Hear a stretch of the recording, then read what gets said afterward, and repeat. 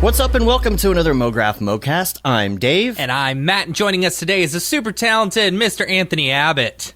Hello. And MoGraph is a supplement to our site, MoGraph.com, which is a motion graphics tutorial site with tutorials, plugins, podcasts, and other MoGraph stuff. And on the show, we talk about everything ranging from motion graphics to Cinema 4D, After Effects, plugins, render engines, doing business, doing taxes, being a contractor, crypto art, and working for the man. You can email us, info@mograph.com. Let us know what you think about the show. Questions, comments, concerns, grievances, show topic ideas, artist suggestions, whatever it is. We're on all the things. You can find us everywhere. Yeah. Facebook, Twitter, Instagram, YouTube, MoGraph.com. Send us stuff, noob or expert. It doesn't matter. I know a lot of people have questions about crypto art, but guess what? Yeah. We got a new segment. We got a new You segment. have to. You have to. Yeah. It's- Some people don't like crypto art.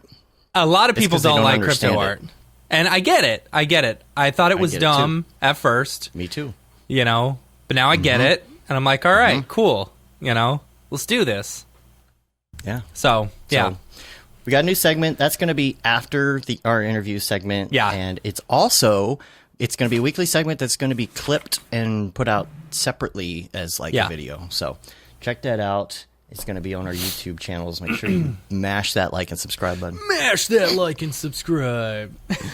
You need to add crypto art without the pause into the thing. While that was funny, yes, I think it's going to get old if you do it every week. No, it's not in there it's not in the template. I'll have to find a good place for it. Let's see. Motion graphics, Cinema 4D, After Effects, plugins, render engines. Man, it's hard because I'm used to it. You could say that's my jam. Doing taxes, investing, or something like that. Because it is. Plus we got the MoCoin channel in the Slack. Well, speaking of the emails, though, Nick Walagorski has an email, but it is a crypto email, so we're going to save that for the drop segment. It's called the drop. The drop. It's called the drop, and it has a segment intro, audio intro, which we'll play on the live stream this week, but you'll hear it on the audio recording every week. The people that listen to that. And so, okay, this week, first of all, it feels like it's been forever. It has been forever. While it was nice taking a week off, No, man, that it's wasn't a like nice week Snowpocalypse sucked. Snowvid 2021. We didn't have power. Doing down there? Yeah, we're fine now. This last bit. It's beautiful 70 degrees outside. 70, all the snow's gone. 70, sunny. Allergies are back. Yeah. Except I stood on my in-laws' pool. It was frozen over. I got to stand on it. I used what's her name? Kowalski's. Oh, dang it. You know who? Laura. Yeah. I used her technique that she showed on TikTok where you throw a rock up in the air and if it hits the ice, and just dents it just a little bit, it's safe to walk on. So I did that on my in-laws' pool and I walked out onto it. It was very this scary. is something you do in Idaho or Right, exactly. Not in Texas. No, not in Texas. Yeah. I know. It's pretty dangerous. But, it's nice. 70 degrees outside. I don't know. Totally. Couldn't run any of my crypto mining, Yeah. I know. I long story short, what was it? 3 days basically with no power. It would come out every once in a while and you crank the heat for a minute, but you were lucky to get 1 to 3 hours in that time. Yeah. So you couldn't get any work done, Even your data had there's no data even without power. The cell phone data was 1 bar of nothing. Well, mine was fine. I live right next to a cell tower, so I'm okay. I do too, Everyone but everybody else was in on my it. neighborhood, yeah, that's true. That's true. We had our hot water pipes freeze, so we couldn't get any hot water. See, it would have been fine if we could get hot water. I would have been okay with that had we been, because that's natural gas, so it's heated. It's heated. It's always heated if the electricity goes out. But because one of the pipes froze, we couldn't get any hot water. We ended up having to go to my parents' house for 3 days. Which was fun. And I was completely stuck here. I had the Jeep. I had the Jeep. I got 4-wheel drive. Man, 4-wheel drive in snow. It's not a problem. It was actually pretty easy, Yeah, we couldn't get out. We didn't have any power. We didn't have any heat. The thing is, when you have like 1 bar of cell service on top of that, and then the first night when they started the rolling blackouts, I hadn't set my phone on the charger. Yeah, rolling blackouts. 15 minutes to 45 minutes at a time that will be out. And then 8 hours later, you get an hour of power if you're lucky. Stupid. And so the first night, though, I hadn't really charged my phone up, so it ended up dying. So we had no power, no heat, no internet, no phone, no lights, nothing. no motor car, not a single luxury. Single luxury, like Robinson Crusoe. It was as primitive as can be. Wild. But we're good. There's a lot of people that had it a lot worse than us. I think, Matt, I might have sent you that TikTok. That girl parked her car in a parking garage. Yeah. Did you see that? Yeah, it's actually completely empty. It's been all over Reddit too. Like someone who lives in that apartment complex but doesn't know the person has been doing updates. It hit the front page of Reddit yesterday. And they're funny. like the ice had finally disconnected from the pipe to the big pile on the car, and they're like, it'll probably be gone in a couple days. Everyone's trying to guess on whether or not it's going to actually work.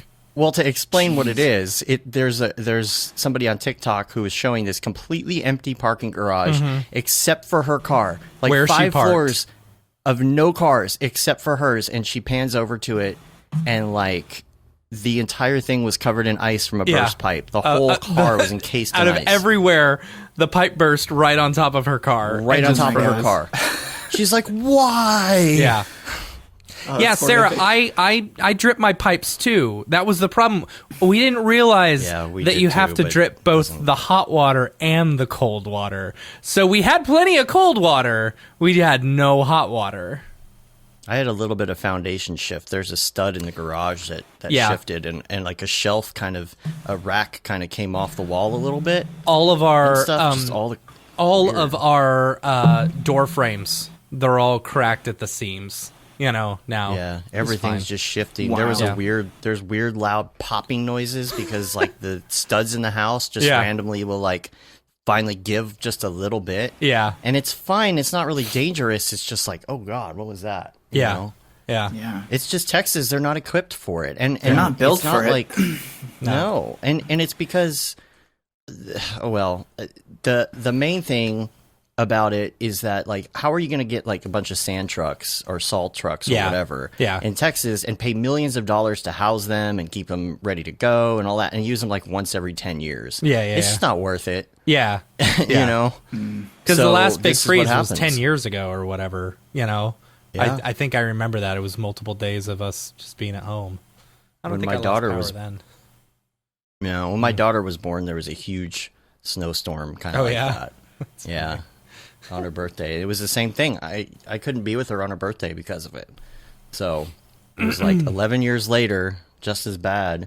Yeah. But because of that, we have some reschedules and things that we have to do. There's obviously we missed a show last week, so we're rescheduling that show to be somewhere like in the middle of maybe next week or the week after. We're working that out. We'll let you know. So someone will get lucky and get 2 shows in 1 week. Yeah. Lucky you. Yeah. But then there's Many Hues of MoGraph, which was going to be Thursday night. I'm super bummed about that. And now we're trying to work out the timing on that. And I don't think everybody's calendar is syncing. So it's probably going to be March before we can make the redo of that. It's hard enough to get one person to line up your schedule, let alone like 4, Yeah. So it's harder to do those. Now we're also toying with the idea of doing a crypto art special as well. I have been hit up so many times in the past week and a half asking about crypto art that it's like, okay, maybe we should just do a whole show based on it. Yeah, and we're in this constant like chat with EJ and Ariev. Yeah, and so Ariev's gotten really into it. Like. It's almost scary. I feel like it's all become an addiction for us because I got a bit of a gambling addiction, I will say, and it's nice when you're winning, when you're up. Yeah, Matt in Vegas Oh man, it's funny the amount of times I go up to Dave and I say, while we're in Vegas, I was like, after I already spend all my gambling money, I was like, we should bonus ourselves. We should give ourselves a bonus. And I keep the money and pay my bills with it, and he loses. And Matt goes to Vegas. Yeah, that's it basically.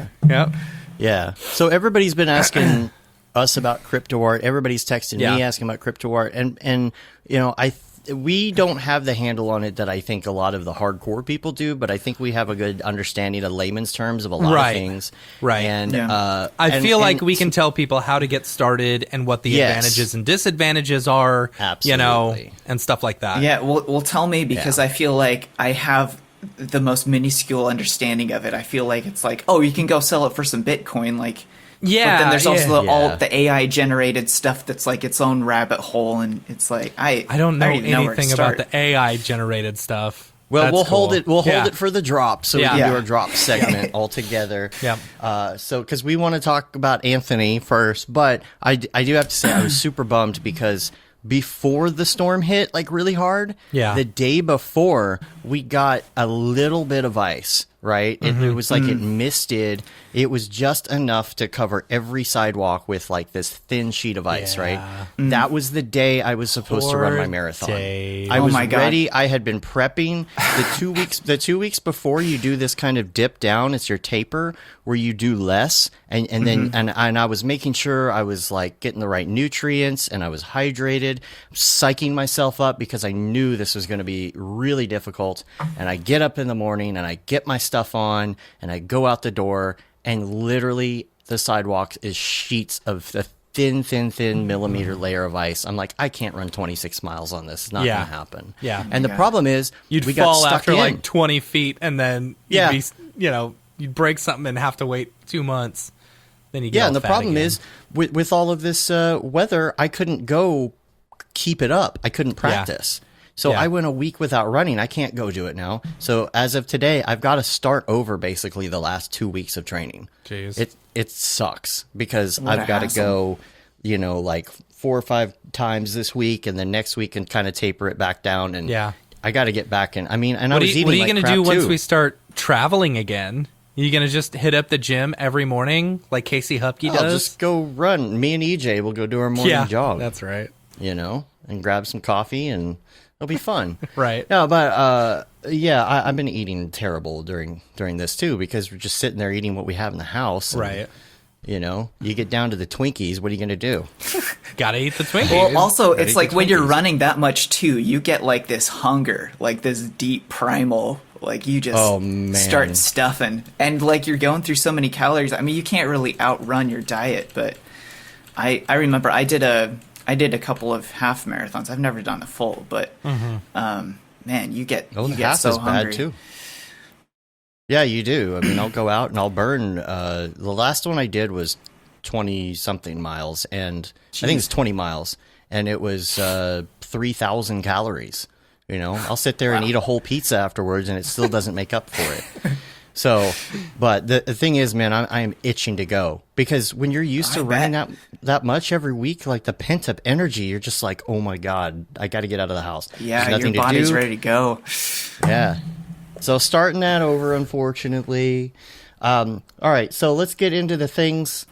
First of all, real quick, a little Ravcock, what's your flavor? What's your flavor? And this is kind of crypto related, and I wanted to just throw it in this segment though because it's about NVIDIA. And the NVIDIA is coming out with, what is it, the CMP card just for mining or whatever. They are? That's interesting. Just for mining? Just for mining. There's no outputs on it.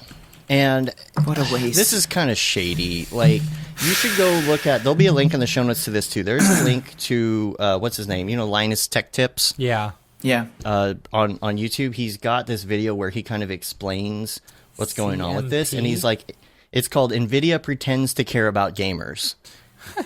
Okay. Because he's explaining, they're taking the 3060 right now and they're disabling the ability to crypto mine. Nerfing it on purpose. They're nerfing it. And so it's a good thing I sold that 3060 when I did, right? Right? Both of them. Yeah. Mm-hmm. The thing about this, though, is they take it down. Some of them, they're taking them down. I don't know if it's on the 3060 they're doing half or none at all, but they're essentially giving it half the power. Yeah. Right? Now, they did this before, and long story short, you got to watch the video because it's a really good explanation. He explains it better than I can. But with NVIDIA, what's happening is people buy up all the cards, right? Mm-hmm. All the crypto miners buy up all the cards. Remember the 1080s were the thing, and remember it was getting really hard to find stuff. Yep. Because of crypto mining. Well, the 20 series came out, right? And they weren't. I mean, they're better than the 10 series, and they were RTX, but they weren't that much better to where, like, I mean, a lot of people would prefer just to get a 1080. They'd be happy with a 1080, like gamers and stuff. Yeah. Right? Or even people who are rendering too. They didn't necessarily need the RTX, and everyone's like, you know, it's really more worth it to just go get some 1080s. Yeah. And so what happened with NVIDIA, they didn't sell 20 series because there were so many leftover 1080s from when crypto mining went bust a few years ago that nobody was buying their new stuff. Yeah. So their solution is to sell these separate cards, and I mean, that way people can't buy old cards when it takes them. I'm totally fine with that. You know, yeah, but you got to watch this explanation. The reason NVIDIA is doing it is not for gamers, and it's not for us. I think the reason NVIDIA is doing it is because that they know they messed up on the VRAM placement, and it gets too hot whenever you're mining. No, the reason they're doing it is because when they can put these cards out there, you can't crypto mine with the 30 series. So what happens is if crypto goes bust and everybody tries to sell, everybody won't be trying to sell an excess of 30 series that are left over when the 40 series is out. Right, gotcha. Because of crypto mining. Right. This is lining their pocketbooks better. Right. Essentially. And they say it's this new crypto card is like uncrackable and you can't make it do anything else. Come on now. Whatever. Come on. What a waste, though. I mean, just like so many resources going towards just like, towards what? Like, it's a waste in my mind. It is. And it's also a waste of silicone. Yeah. Silicon. Yeah, because power there's a shortage. Even car companies right now cannot get enough. So they're making like double the amount of chips in cards that people can't use for anything but crypto mining. Yeah. And they're wasting silicon. So and at what point are they like, okay, well now we're just going to create a card for people who need to render, you know? Like just for 3D motion graphics artists who just need to render. Fancy that. You know? Well, my question actually is whether or not, I wonder if you could take these, because they don't have outputs on them, could you use them just for their RTX scores? Or I don't know. Something? Or the CUDA cores? I'm curious. But yeah, because what about the people who are rendering other people's stuff on render? I mean, that's a form of mining, you know? It's not really. But I don't know what it allows you to do. For those who aren't rendering on render, man, it's so killer right now. I got to give Patty a big shout out for hooking me up, because I've got one computer that's got two 20 series cards in it, and I make more money mining or like rendering people's frames right now because the price of render has gone up. It went up from like 18 cents all the way up to like 31 cents last week. You know, I think it's because Beeple's been talking so much about it and stuff. But the price of render's gone up a whole bunch, so it's actually you make a fair amount of money doing it. I can't wait till in like a week or two once the 30 series comes out, so I can start rendering render jobs on my main computers, because I'll make you know, and it doesn't seem like much, but I'll make like, you know, I could make $20 a day on this one computer. Yeah. But, you know, mining Bitcoin and stuff, I'd make 10. You know? It's way more profitable. And you're not like, you're rendering people's jobs, you know? It's not like you're just trying to find numbers, you know, or whatever. Yeah, let's talk about that VRAM thing actually, since we're in this segment. Okay. So, you know, we have been mining and stuff like that on our computers, our 30 series, and a big problem has shown up that the VRAM placement for the 3090 Founders Editions, they're in a weird place and they're not cooled very well. So if you start mining with them, if you mine them and just set it on high, like you're going to get a really good return rate. It's like $30 or $40 a day right now. But you're going to kill the cards so fast because the VRAM in the little chips, they'll get up to like 110 degrees Celsius. 110. Yeah. Oh, wow. Yeah, that's crazy. Yeah. Which is 90 ridiculous. Was bad with like the 1080s. Like, yeah. So like you've got to basically nerf your cards, you know, bring down the power voltage to like 50% or something in order to be able to keep your VRAM under 90 degrees Celsius, you know? And so it kills your hash rate, which means you only end up making, like, I'll make the same amount on on my main machine with my two 3090s as I will on my, you know, on my two 20 your series 2080s, cards. yeah. My 2070 Supers. It's like, but then Render's here, and I make more money now rendering people's jobs than I do actually Bitcoin mining on my main machine.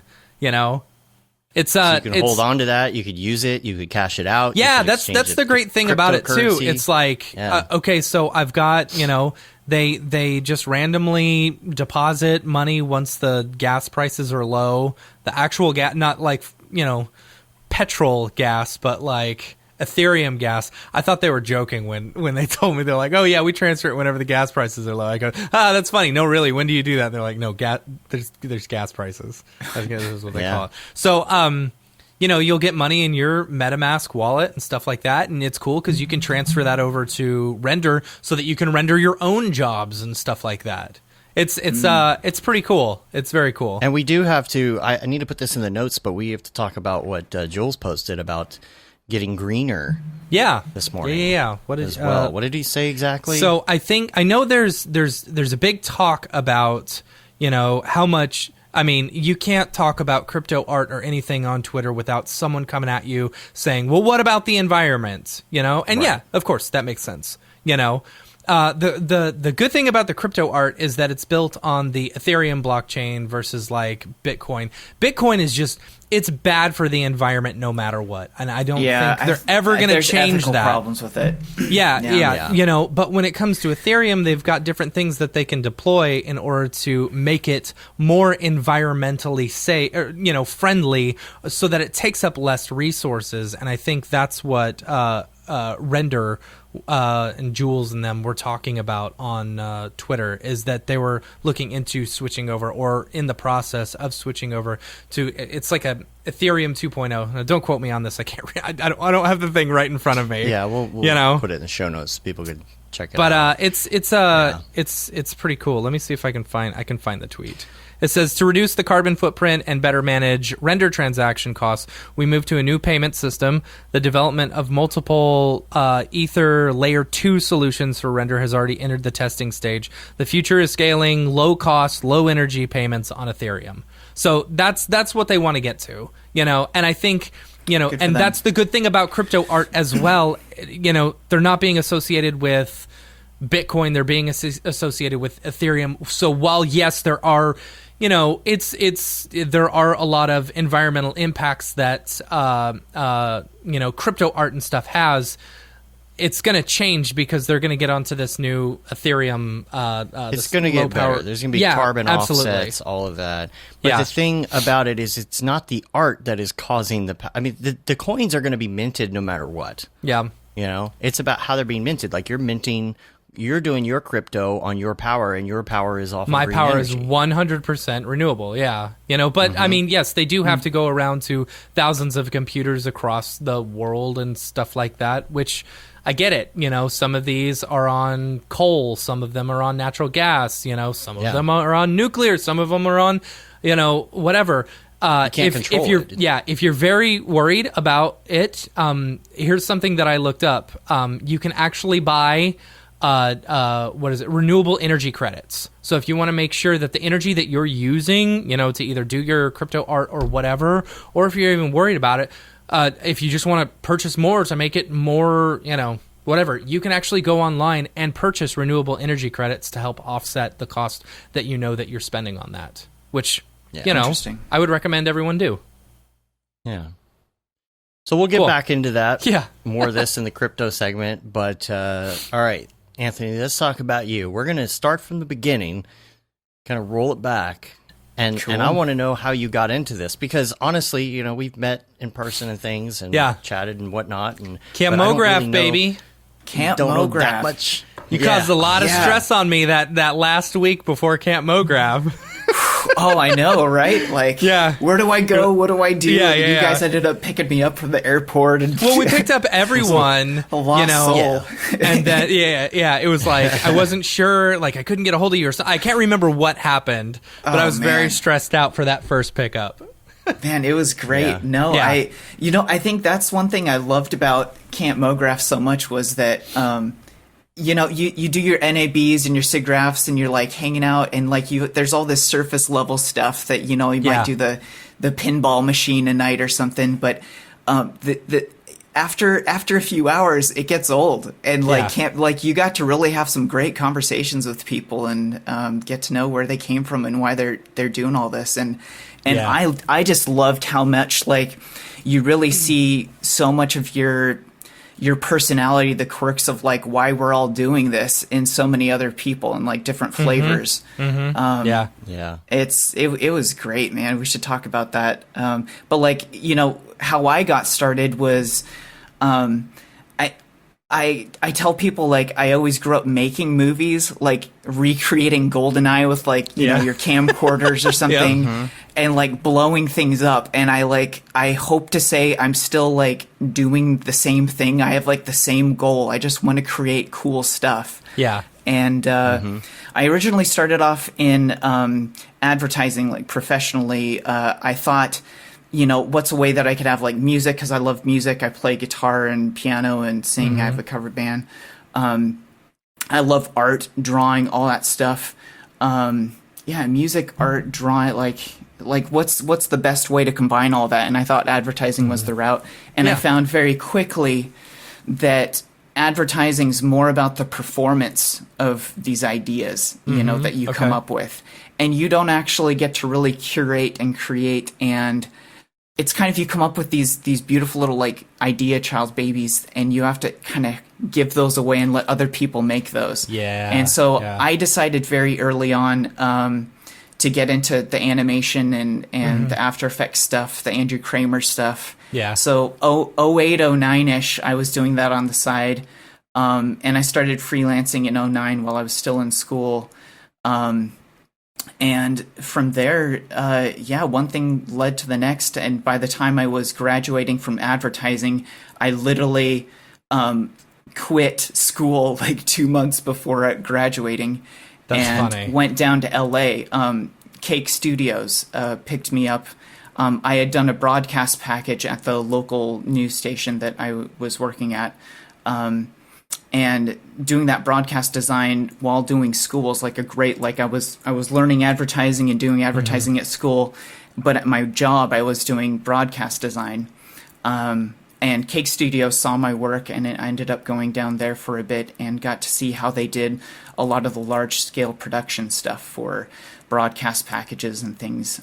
So we did a package for BYU TV, which was a network in the Mountain West. And then a little bit for the Fox Sports package. And for me, that was like huge training. Like that's where I really learned how to get things going. But yeah, I've bounced around. I went from LA back to school in Utah and finished things up.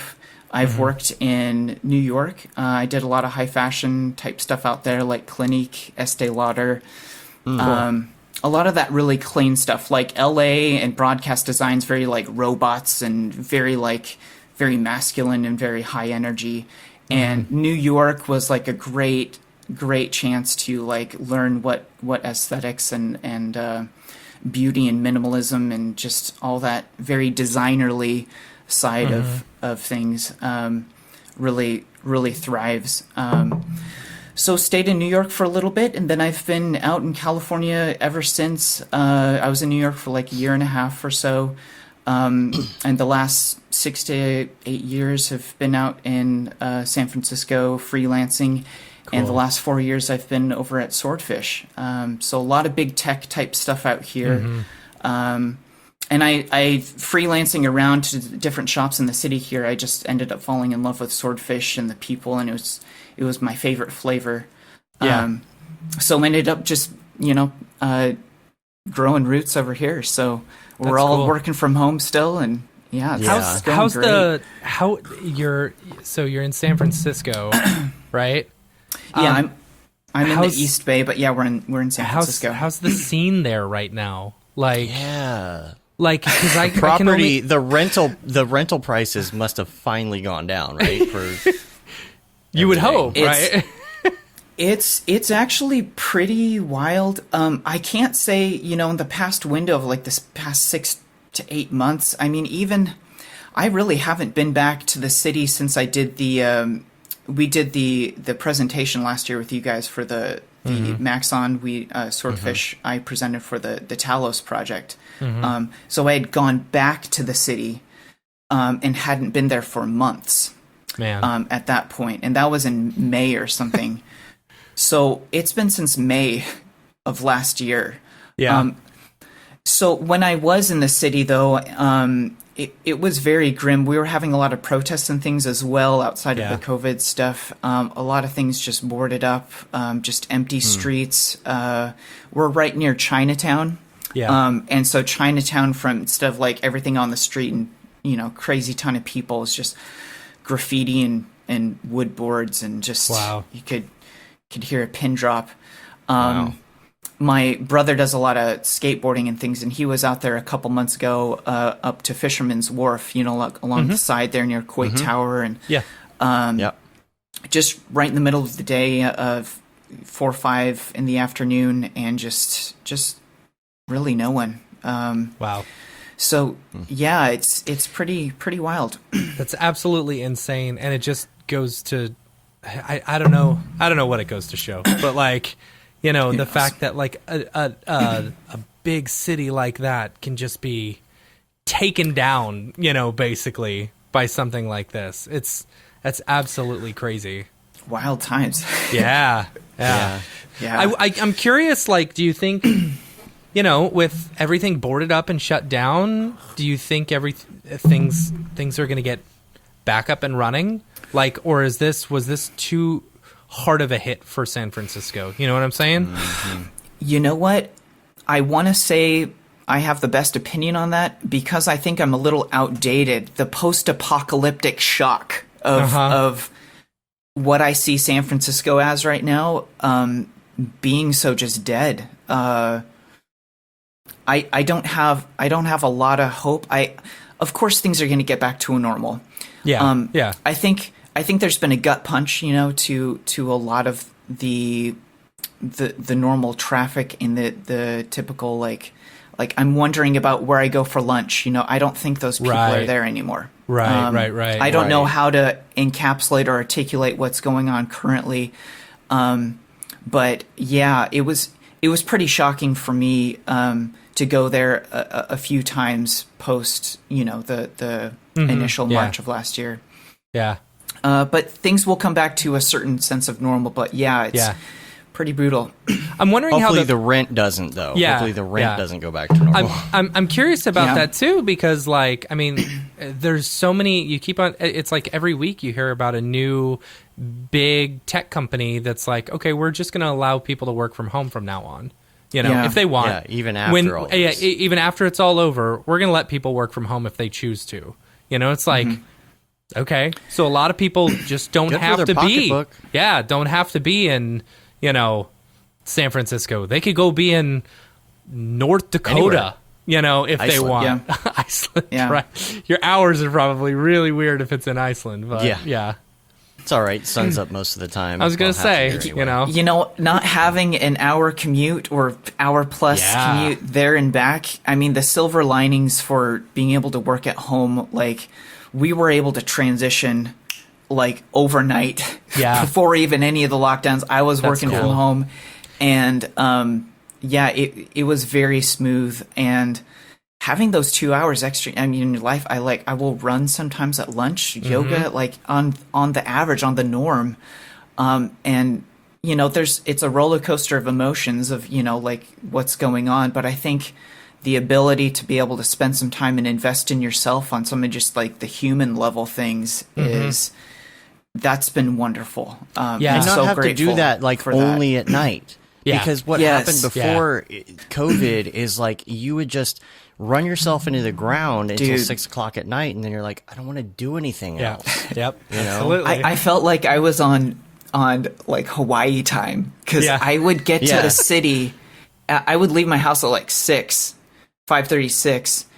I'd get to the city and work out for an hour or two, and you know, like hour and a half, and then have like maybe a half hour breakfast or something, and get to work by 9-10ish. So by the time it was like starting work, it felt like noon, because I'd been up for 3-4 hours. You know? Yeah. And I don't know if that's great, because then you go to bed early to do that. Yeah. And you know.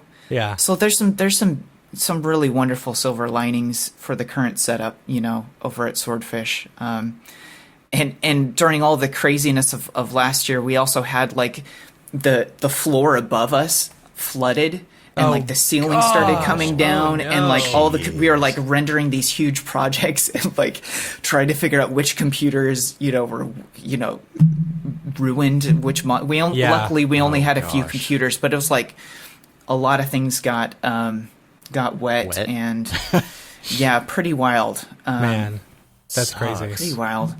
Yeah. I really love though going to run at 2 or 3 in the afternoon. Yeah. Come back, shower, regroup, reset, and then sit back down. Yeah. So great. Feels so good. Yeah, you get to listen to your body a little more. I'm looking forward to a time when my kids are a little bit older and I can do that. You know? Yeah. Yeah. What were you saying? What were you saying, Anthony? Is that you can reset? Oh yeah, you can reset. It's and just listening to a little bit more of your rhythms, your body, and what you need is it's pretty important. And if you want to work a little late and get ahead, and then, you know, like sleep in slightly, or, you know, like there's there's some things where you can get some stuff done and still have time to be, you know, a human being. Yeah. I work late and then I sleep in just a little bit, and it helps. And then having that reset button, it's so great because you can go out, even you know, sometimes you have a not great day, you know, you wake up to like maybe a fire you got to put out, an email, and then something happens, or you have a crash, something's crashing constantly or something, and you're like, oh my gosh, like everything sucks today. But you can, instead of having to just push through that, you can stop, you can go run, you can go think about how you want to approach the rest of your day. And some people might do that like exercise, or some people might do other things. Nick Campbell likes to say, you know, he likes to go stop and do the dishes, or, you know, go in the backyard, or whatever it is. It really seems to help you hit the reset button. So yeah, totally. Yeah. How was the transition from working there to working remote? Like, did they get you all set? Like, is it? I'm curious about like hardware wise. Yeah, hardware wise, and like, you know, working with a team, especially creative teams. Sometimes it's hard to like, you know, come across on Skype and Zoom and stuff like that. You know, get your ideas together. Yeah. But yeah, I'm especially in those big meetings with like 50 people. Yeah, it's or so hard you're to even collaborate. working with a lot of like, you know, big tech clients or something like that. How do you keep projects safe? And, you know, are you rendering locally? Are you rendering farms? Are you rendering only there? You know, I'm curious about that. Yeah. Okay, so the transition looks a little bit like this. We all have a remote desktop set up, and I think a lot of people do this, like TeamViewer, Apple Remote Desktop. A lot of us use Mac and PC, and for me, TeamViewer works great on both. We pipe into the studio. We have all of our render farm there. Everything's rendered there, encapsulated. Cool. Nothing's like... there's no loose ends. We're not doing stuff on our desktop and like uploading to Dropbox or something. So lightning fast internet for everyone. We got a huge farm that's still cranking. Everything's local. There's no up and down. There's been a lot of scripts and things.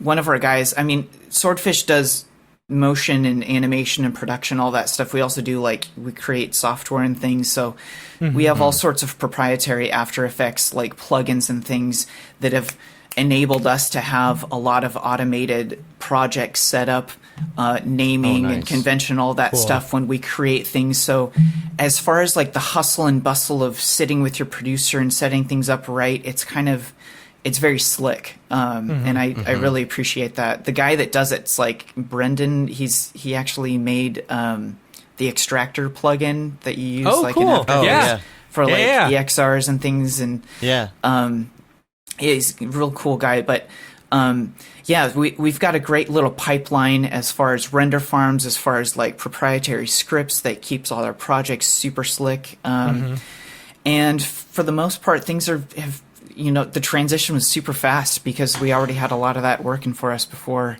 That's cool. That's cool. I'm guessing you do like a lot of EXRs and things then. Yes.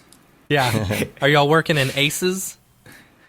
Man, you know what? You gotta ask that. I've been curious. I'm curious. I've had one project where I had to deal with that, and I remember the funny thing of that was, I was reverse engineering a project that was already in that that space, and I noticed all the lighting was super hot. Yeah. Like, in order to view even the render image, I needed to have the Aces LUT on there. But really interesting, really curious. I need to know more. We render everything like EXR 16-bit float. We don't need no one really needs the 32, because if you're in 32-bit After Effects, which is true float, and you have a 16-bit EXR, you're fine. If you have horrific renders and need 32-bit to crunch it that much, then render 32-bit. But I did one Aces, project. I don't know. Do you guys do Aces? I did one. We've done one project in Aces. Yeah. And what do you think? I was really concerned that it was going to be very difficult, but I actually enjoyed it a lot. So what we were doing was, we were in a big rush to work on a project and get it all done. And so they were giving me log footage, they gave me basically a log edit. And so I had to make it look the same as theirs, so I did everything in Aces, and then did my entire edit, did all my compositing and stuff like that. And then when I turned off put it back into log, it looked just like it had been shot, which was fantastic. So I was able to export that and then give them, and then their colorist was able to go in and make changes all they wanted. It was pretty cool. It was a pretty cool project. Did you give it sans LUT to your colorist, and the colorist replaced the LUT back on, or did you? I gave it to them in whatever the log that that they had given it to me. I exported it back out as that log, and then they took it from there and they colored it. It's cool. Now, if you were to ask me to set it up again, I don't think I could. I would need to go back to the YouTube that I initially did, But it was surprisingly an easy process, Yeah.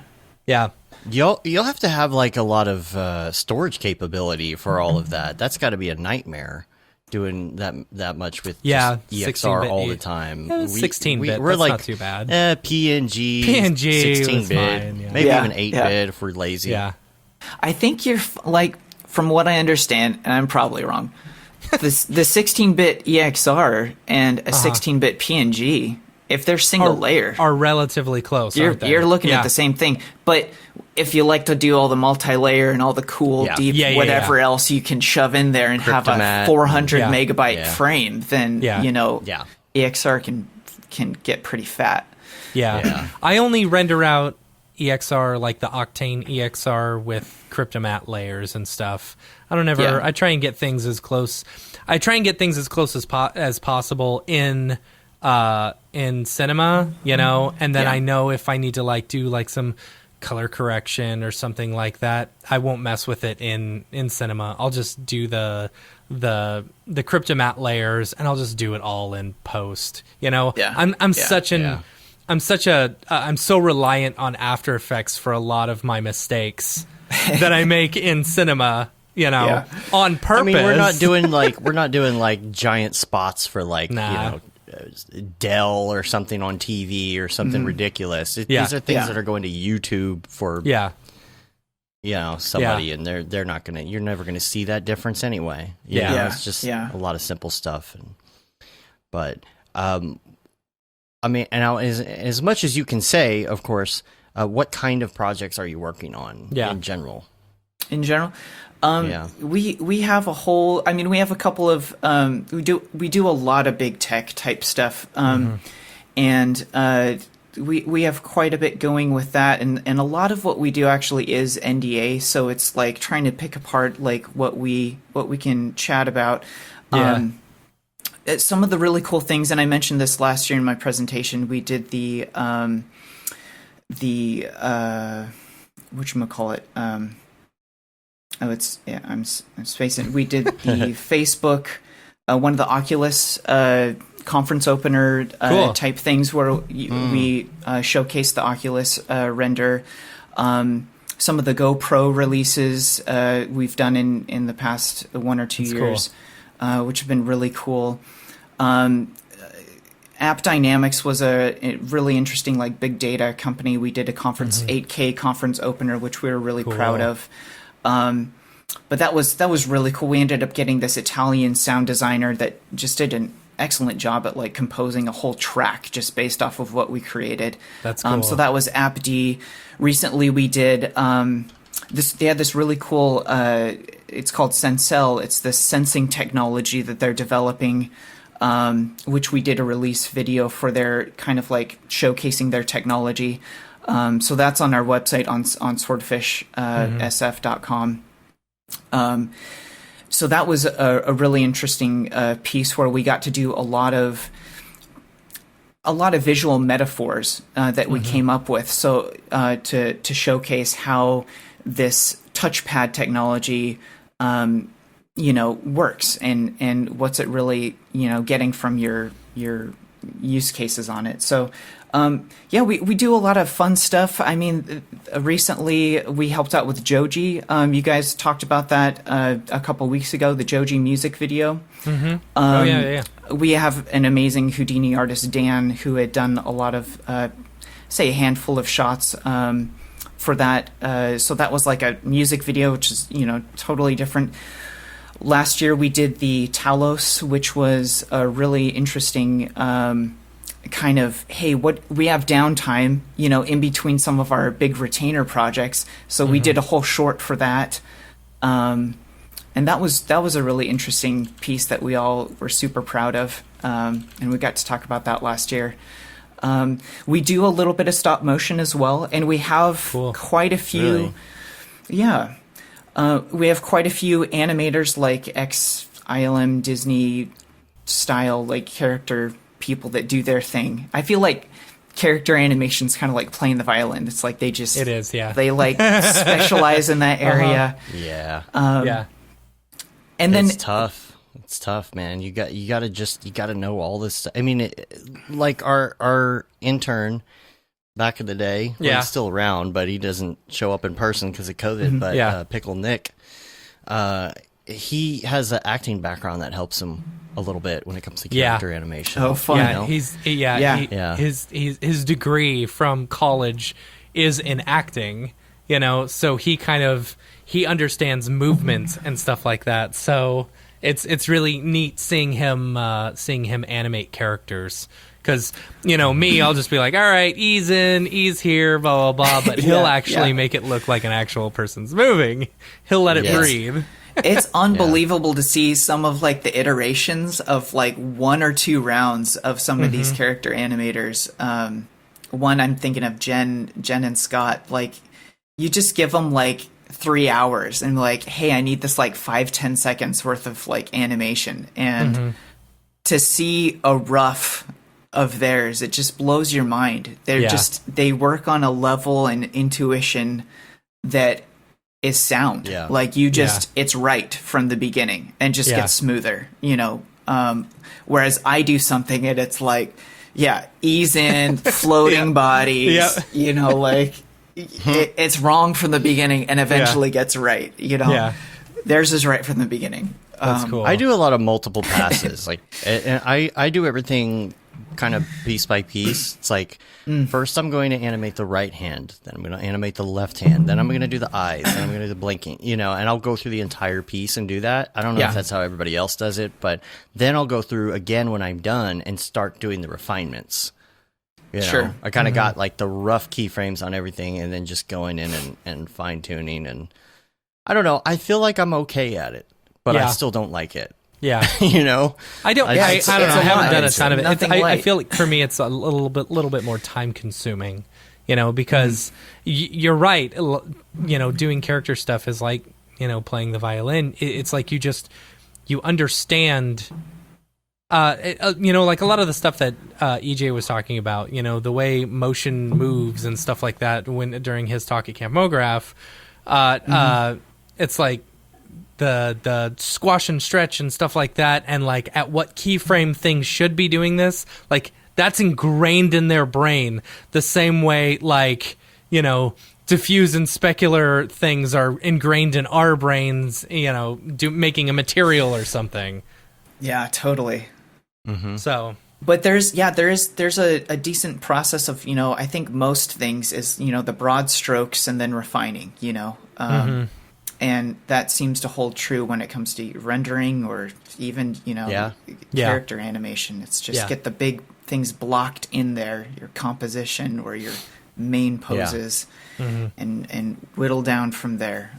Yeah, I do a lot of blocking and camera moves and wireframes, and then bring all that into After Effects and really just kind of set up a framework usually.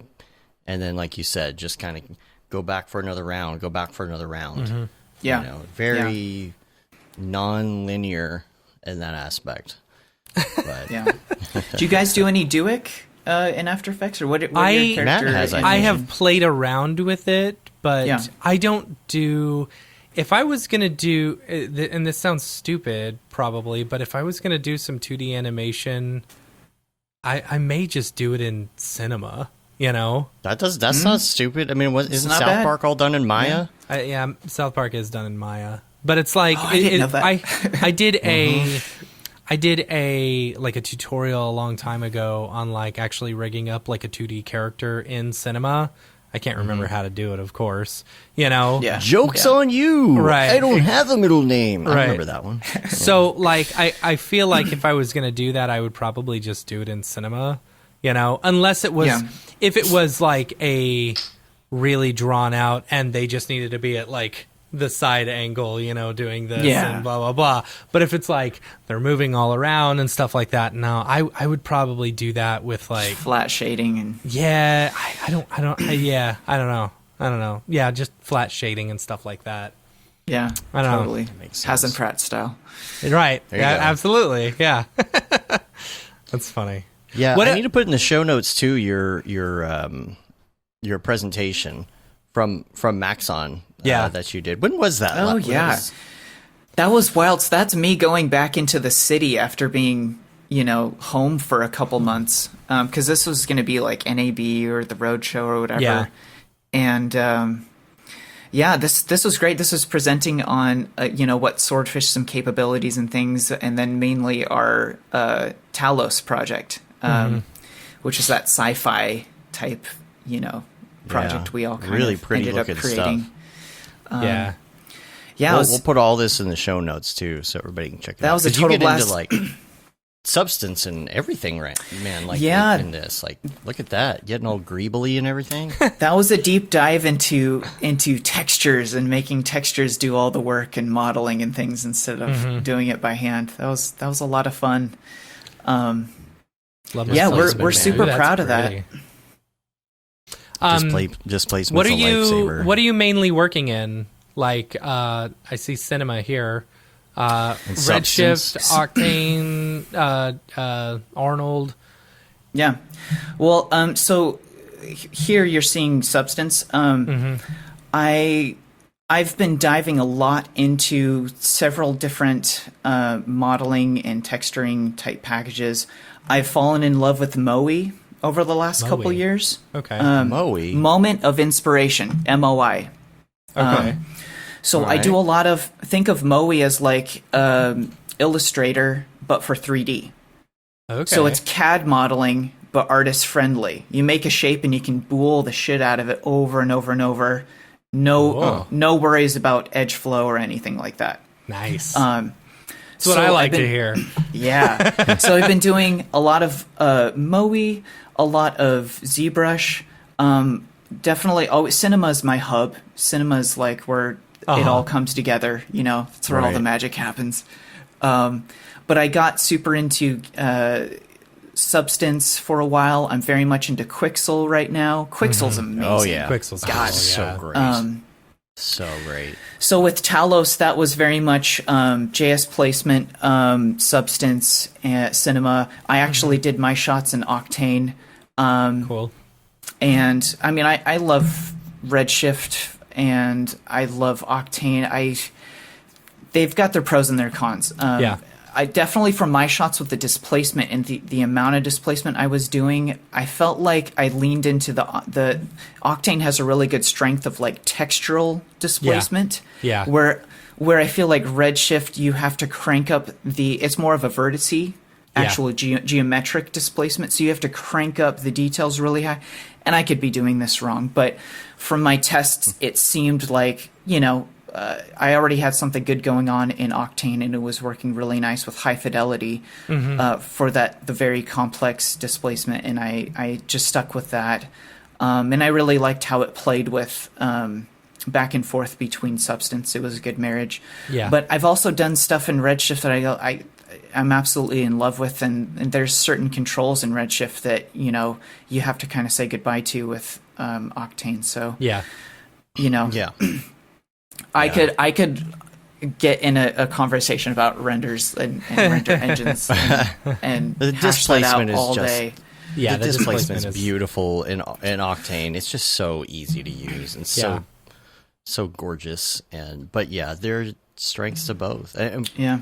As far as the company goes, how do you even decide what you're going to use when you're working on a project?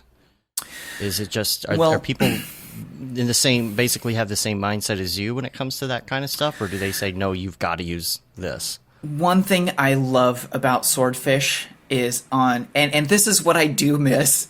It's hard to recreate this in these settings or on Zoom or whatever, but like getting in good arguments about render engines and like geeking out about why, and we love to create beautiful final images, and it's important to know what's working and what's not, and why someone likes this or that.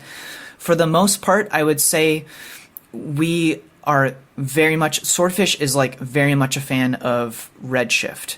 And I think for good reason, because I think Swordfish encapsulates I remember like Grayscale Gorilla explaining it as kind of like the Range Rover. It's kind of the mid-sized SUV that metaphorically can go on any terrain, and it's a little clunkier compared to Octane. Octane's slick and it's fast and it's good for only like A to Z on like realism and it's gorgeous final renders. So for the most part, I'd say we do like 3/4 of our renders Redshift, if not more. And for choice projects where like we really want to lean into the beauty, the bokeh, the realism. We've done case studies where literally we're just trying to go for realism, and it's like leaning into Octane for sure. Yeah. And so we render Octane is a both. Tesla, right? Octane is a Tesla. It gets you point A to point B, but an sometimes IndyCar. You have to go get a.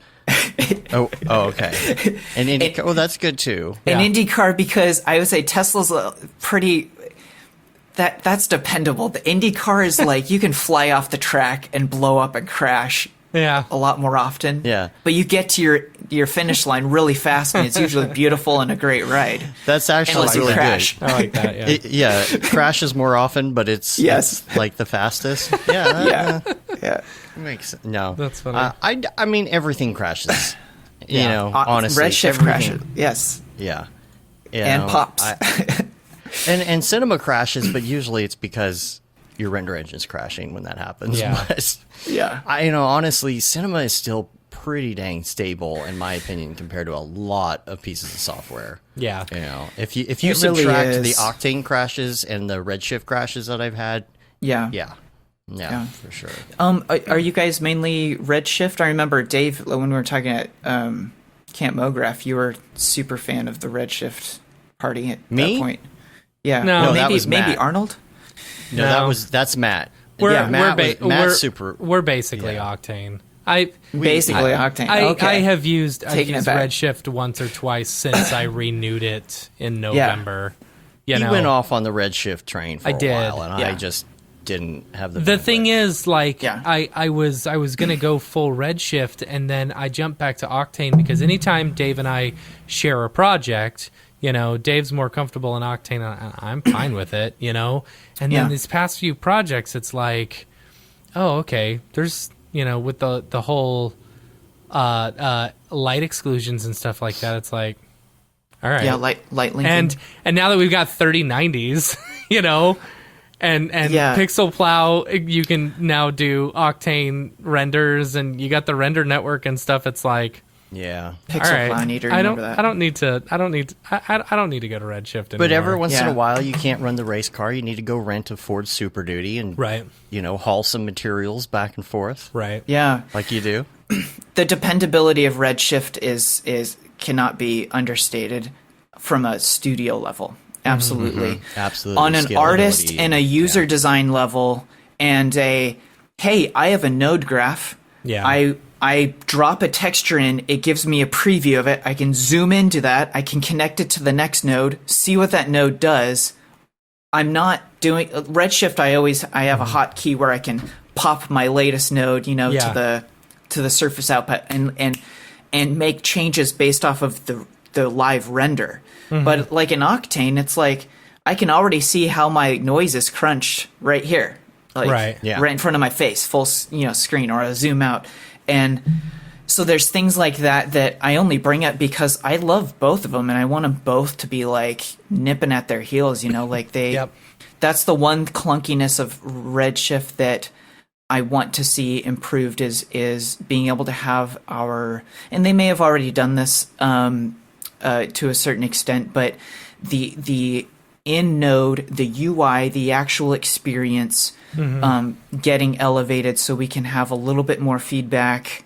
If we drop a texture in, I want to see it. I don't want to only see espresso, Yeah. or Yeah. espresso.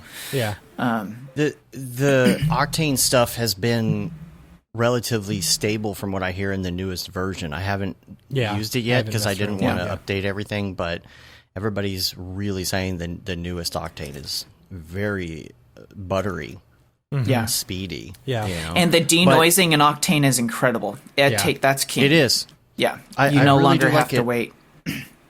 Yeah, a lot of people really don't talk about their denoising that much, but No. there's some stuff that you can do and then kind of pull back Mix the it. denoise and mix Yeah. it, and then Yeah. you can render that beauty pass. Man, you could get some great looking stuff in minutes. Yes. You know, I don't like denoising. I don't like denoising as it is. I just feel it muddies up your image. I would agree with you, Matt. I try and but- throw more samples at it, or But- But yeah, I'm going to cut you off because yeah, you use Octane and Yeah. you have the choice. You're like, I don't like it, then use 10% of it. Ugh. Yeah. Yeah. You don't even know. Yeah. But it's like that much butterier. You still get your grainy, beautiful. Like you can Yeah. decide, and that's what I love. yeah, And the only thing anyways. that's been locking up more recently on me with Octane, not more recently. Sorry, it's not locking up more. It locks up just as much as it used to. Is motion blur. Motion Yeah. blur just crashes my system all the time, and I don't Yeah. know if it's because of how it calculates it or what the difference is. But you have to just kind of, if you're an Octane user, you know that there's some things you have to have kid gloves with. You got to tiptoe around certain things. Do not be in the middle of a scene with your viewer open live and hit and turn on motion blur. You're going to have a bad time. Yeah. Do not have motion blur on with your live viewer on and try and skip to another frame on your Yeah. timeline. You're going to have a bad time. yeah, Yeah. That's the problem that I have. I'm like, I really want them to figure that out. Yeah. Because I have just given up, because sometimes you have motion blur problems that you're trying to fix because you want to have motion blur on certain items, and you've got to put an Octane tag on it. You've got to change it to, it's what is it called? Transfer vertex, whatever that is, and GUIDs or whatever it says on it, you know, you got to turn those check boxes on because something isn't blurring that you want to blur. Yeah. So then you turn that on, and Vertex then the whole thing motion just blur. crash, just because you turned it on.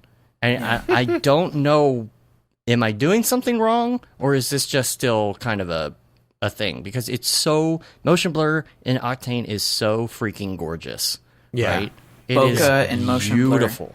Yes, It's the primary I don't rays. use, Octane has great primary rays. That's your motion blurs, that's your bokehs, that's your. It's like that's where it really shines. And that's the non-biased. Like, what is bokeh unhinged? No cheats. No cheats. Yeah. And what's motion blur? No cheats for the most part. You know, like these are GPU renders, so bullshit. Can't really talk too much about. Like, I mean, it's probably get into like more V-Ray or Arnold or something, and you get better, you know, outside of the GPU cheats. But for the most part, I think the biased renderers have better primary rays, and that's what gives you your gorgeous bokeh. I don't want to use RSMB. But sometimes I have to. Sometimes I'm just like, there's too many bits and pieces to figure out to get all my motion blur working just right. I'm not going to bother. Just throw stock RSMB on, you're fine. The worst. That's the worst. At least do a vector pass, just like with regular render engine, with regular standards, so that you can. There's been so many times where I've noticed that it looks the same with a vector motion. They look vector. the same. Yeah. Yeah. You know, here's the problem I had where I couldn't use vectors. I was doing a character animation, and this is kind of a it's a 3D character, but he's very flat. It's for a local spot in Nashville, and he's not like full blown character like Matt's doing one that's like a fish and it's like full blown character, but mine is kind of a stick figure-ish looking like bendy limbs character, and I used that technique for the audio track with MoGraph of effector to where you can do the different stages of the mouth and have the audio affect the mouth. And then I just kind of went in, and when I felt like it needed a certain vowel or something, I would just manually put it in. It made the mouth. Yeah, it was great. The problem is those are separate objects. Those are considered separate objects. So when the mouth would go from closed to open, two separate objects, there's not going to be a motion blur on that. That's you know, when the mouth goes from closed to open, it's this object turns off and this object turns on. It doesn't know that they're related. So you have to go in and do something like RSMB if you want that to motion blur at all. Yeah. Or you could have a third object that is a third piece of geometry, and that third piece of geometry says, hey, take state A, and then and state A is all your motion, all your normal animations, and then your state B is, hey, reference that second piece of geometry and then morph to it. Possibly. But that's where you get into like dialing and seeing if like the vertex motion blur is actually working, and that's too much for me. I'm getting too old for this. Well, I know. But I'll tell you what, though, I do. A project last year that I super loved was Sensel, or it's probably been a year and a half, 2 years now. But Redshifts, they're like their golds and their leads, and they're like some of their standard settings for like the index of refraction or index of reflection, where you can dial it in and have the RGB all separate. I've loved some of the results I've gotten with that. And is that what Blake Catherine uses? She uses Redshift for all like gold and she uses Redshift, and that's why her stuff is so gorgeous. Because you can choose. Oh, I want my gold to have like this color and then this index of refraction, you know, and it's a float number, and that's kind of like Octane-y. And Octane does great, but Redshift, you can say, I want this index of refraction based off of this scientific table where there's like three numbers, one for R, G, and B. Yeah, yeah. And when it starts to split you can do that those with up, metallics in Octane as well. Yeah, can you do that now? Yeah. With the new metal stuff, or their universal shader, probably. Yeah. So that, but also the thing that I love in Redshift is you can have let's say a vibrant material or something, or a vibrant texture. You can pipe it right into the surface and say, instead of being a material, I don't want any shading on this. I just want total vector, beautiful. So let's say you have like a paint splatter or something and you want to put that on paint, but then you can have other super realistic stuff around it. So you can get these cool kind of like stylized, controlled scenarios where it's like one is a surface shader, no shadows, no reflection, surrounded by something, pretty realistic. Yeah. And I think that duality is pretty That's one thing interesting. I wish We did that on did. Sincel. Like, Octane's luminant Octane, materials. you can't do that. yeah, Yeah. it would be Only nice. going to be realistic-ish. Yeah. You can Yeah. do an emission texture that doesn't emit any light, Yeah, but or you still can do you a have to control tune The dial You can that do the still. tune Yeah. kernel or whatever. Yeah. But that's about it. They've Yeah. got that anime render or whatever kernel coming up, but Yeah, I don't know. that'd be dope. Very specific. Last question before we get to the drop here. Yeah. I wanted to ask you, like, how do you feel and how you work as far as your personal reel and things when you do have to work with a lot of NDAs? We do the same thing. It's like, we worked on Madden last year, and we Yeah. can't show it off. We Can't got show it NDAs and things. Can't put Yeah. it on We our worked reel or on- anything. So our reel's Yeah. 2 years old with no new We work got on Only- it. Yeah. stuff. Yeah, right. So I wanted. So this was great. I'm so happy to do another chat with you guys. Doing my reel, this forced me to get my reel in order, and I was having kind of this existential like, geez, I'm having to pull stuff from 2012 Yeah. and pop this in here. No one should have a reel as long as I do, but still, I'm like trying to shove some stuff in there, and I'm realizing the amount of things that I can show. That's a challenge I think a lot of artists go through, especially in big tech. Yeah. So luckily, I've had a great opportunity to have dipped into LA. Some of that stuff still holds up. I have something from Cake, from 2012. I have stuff from New York in there. It's hard to be able to show and articulate this is what I do. Yeah. I've done a lot of like VFX soup, like on set with like, tracking and getting the mirror balls and the thetas and lighting and stuff. And it's like, most of that stuff's for a product that's not going to come out like Yeah. that's NDA and hasn't come out yet. And you're putting the product in there, Yeah. but you can't really show it. So there's a lot of that you deal with. I don't know how you guys do it. For me, it's meant this. I've had a reel that was public in 2012. I had a reel that was under the table where I could just show to certain people if Yeah, they need we it, got if a lot they of that. asked. But luckily, from freelancing, all of my work has been word of mouth. Yeah. And Yeah. that's a good thing and a bad thing. It's 2021, and I'm just now getting a reel again, and it's like a public reel, and that's Yeah.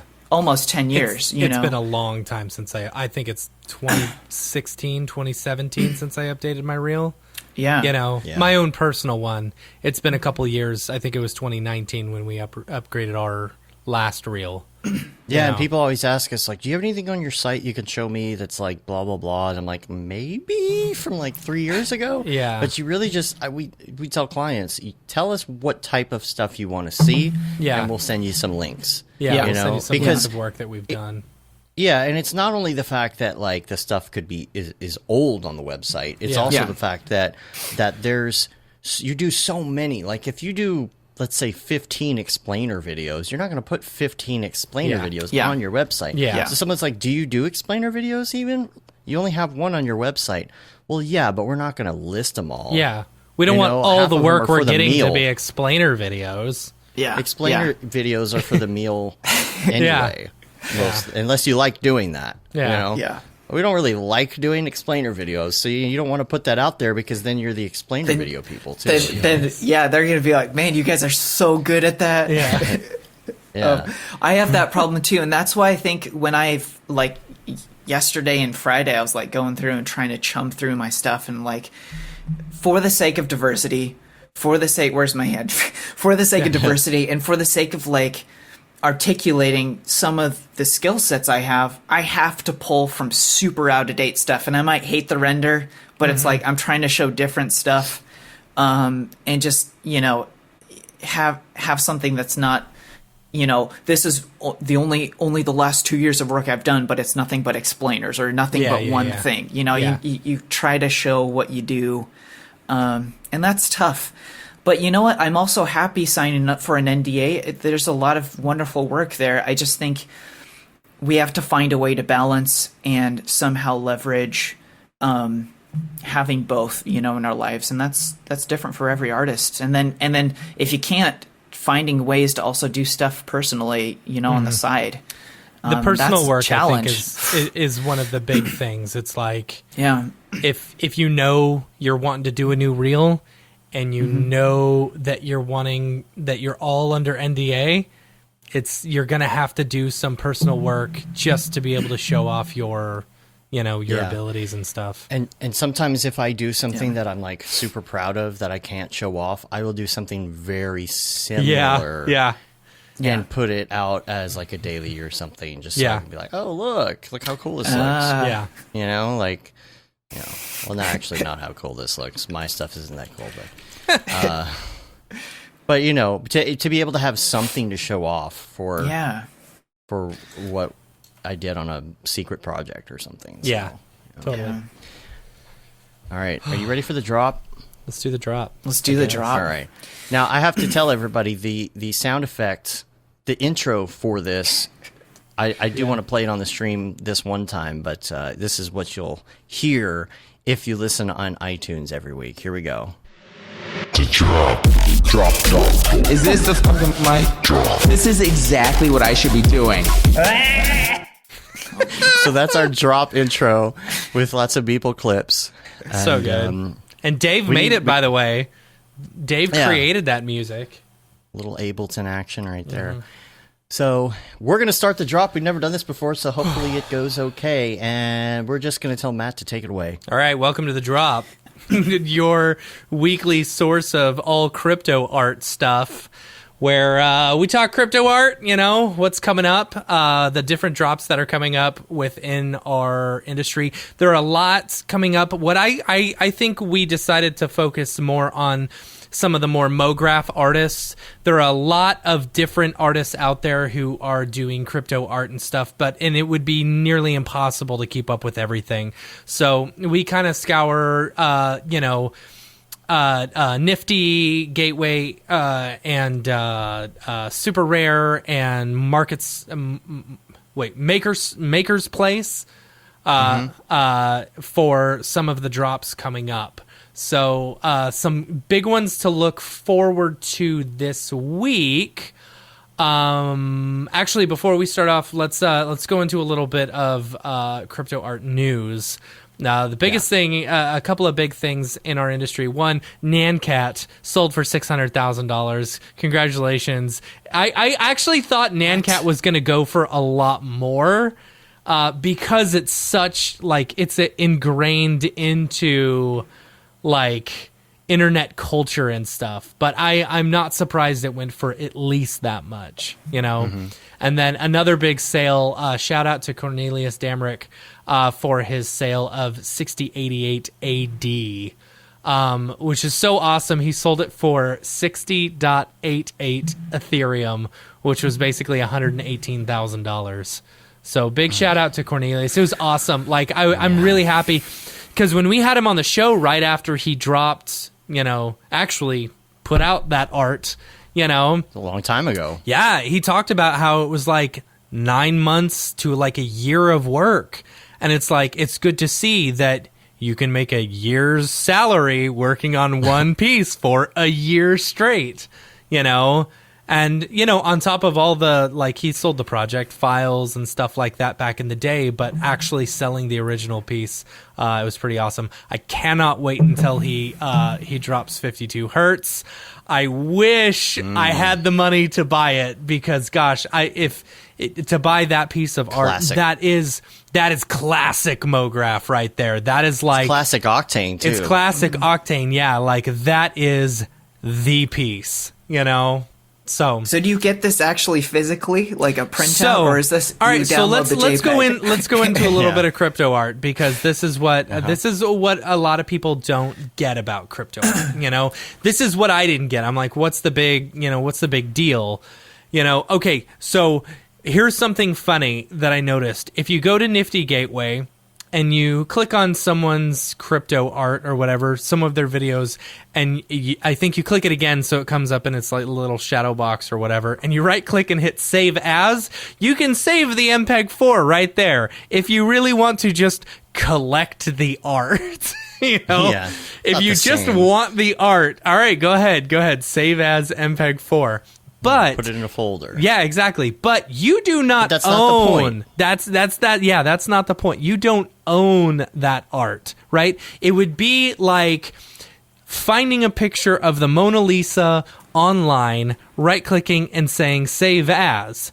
You do And then not saying, "I own the Mona Lisa." Yeah, you do not own that piece of art, right? The whole crypto art, the crypto aspect of it is what allows you to own that piece of art. So because it's based on the Ethereum blockchain, Ethereum, unlike Bitcoin, has the ability to write smart contracts within the blockchain. You know, so what it's doing is it's taking, you're saying, okay, I want to buy this piece of art. They mint it onto the blockchain, and that smart contract within that particular token links to the owner of it and what the piece is and who it's by. It's basically, you know, has all the information about that one original piece, and because you own that, you own that art piece. That is like the certificate of authenticity saying, I bought this piece of art. You know, so now what's going to stop Cornelius from just releasing another version of 6088 AD? Absolutely nothing. He could do that if he wanted, but he would also be devaluing his own art, you know? So he does not own his art piece. He still does own that art piece. It is just like that is his, you know? It's a print. It's kind of a print. Yes, it's basically think of it as a print that someone is buying.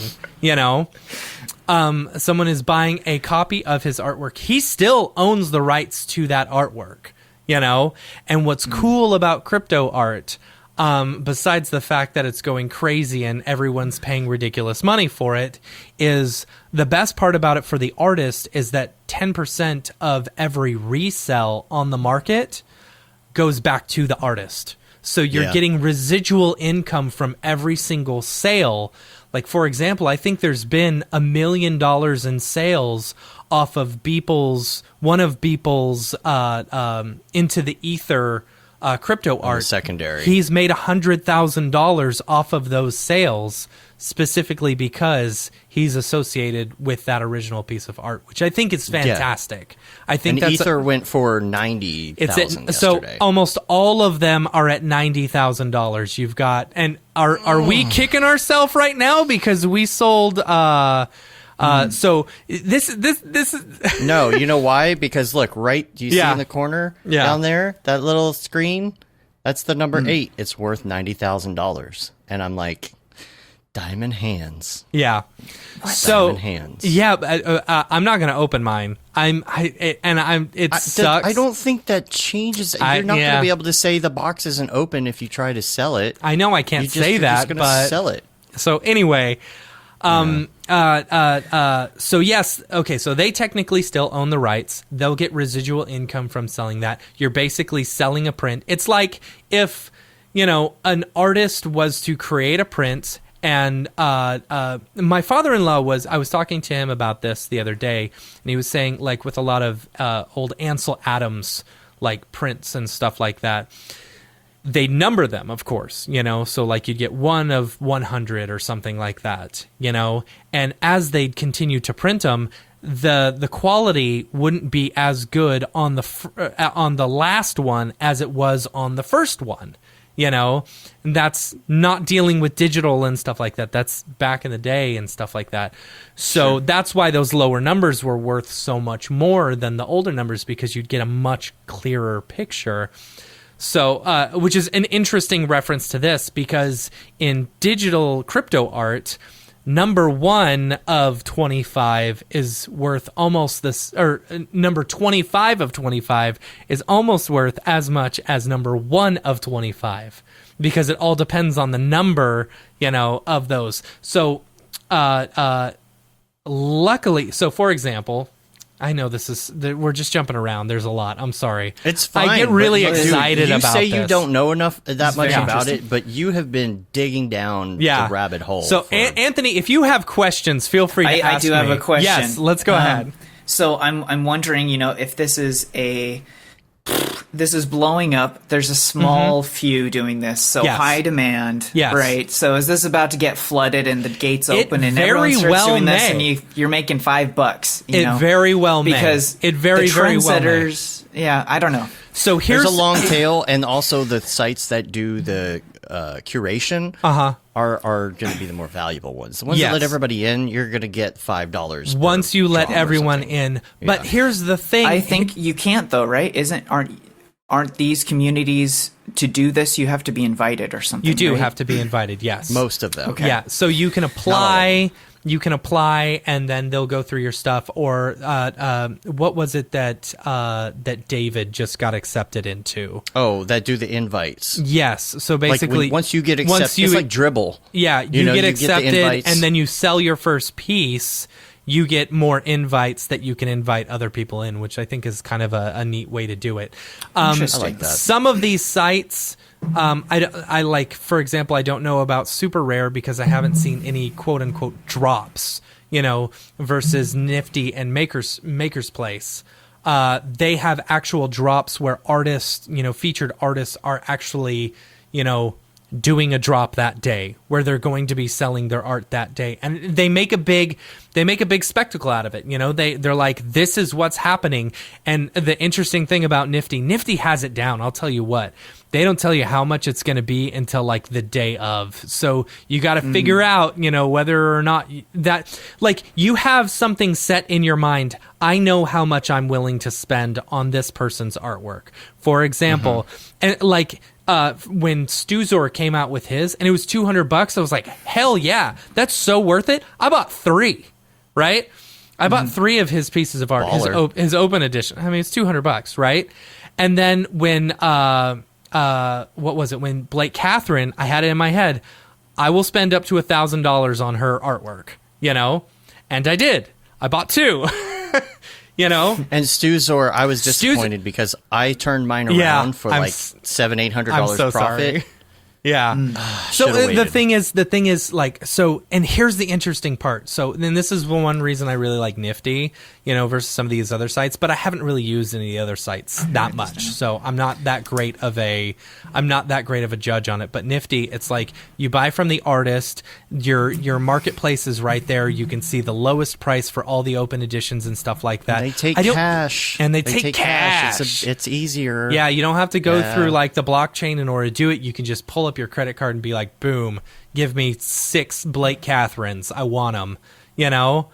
And so and they have, you know, they have open editions where you can sell multiple versions of one thing.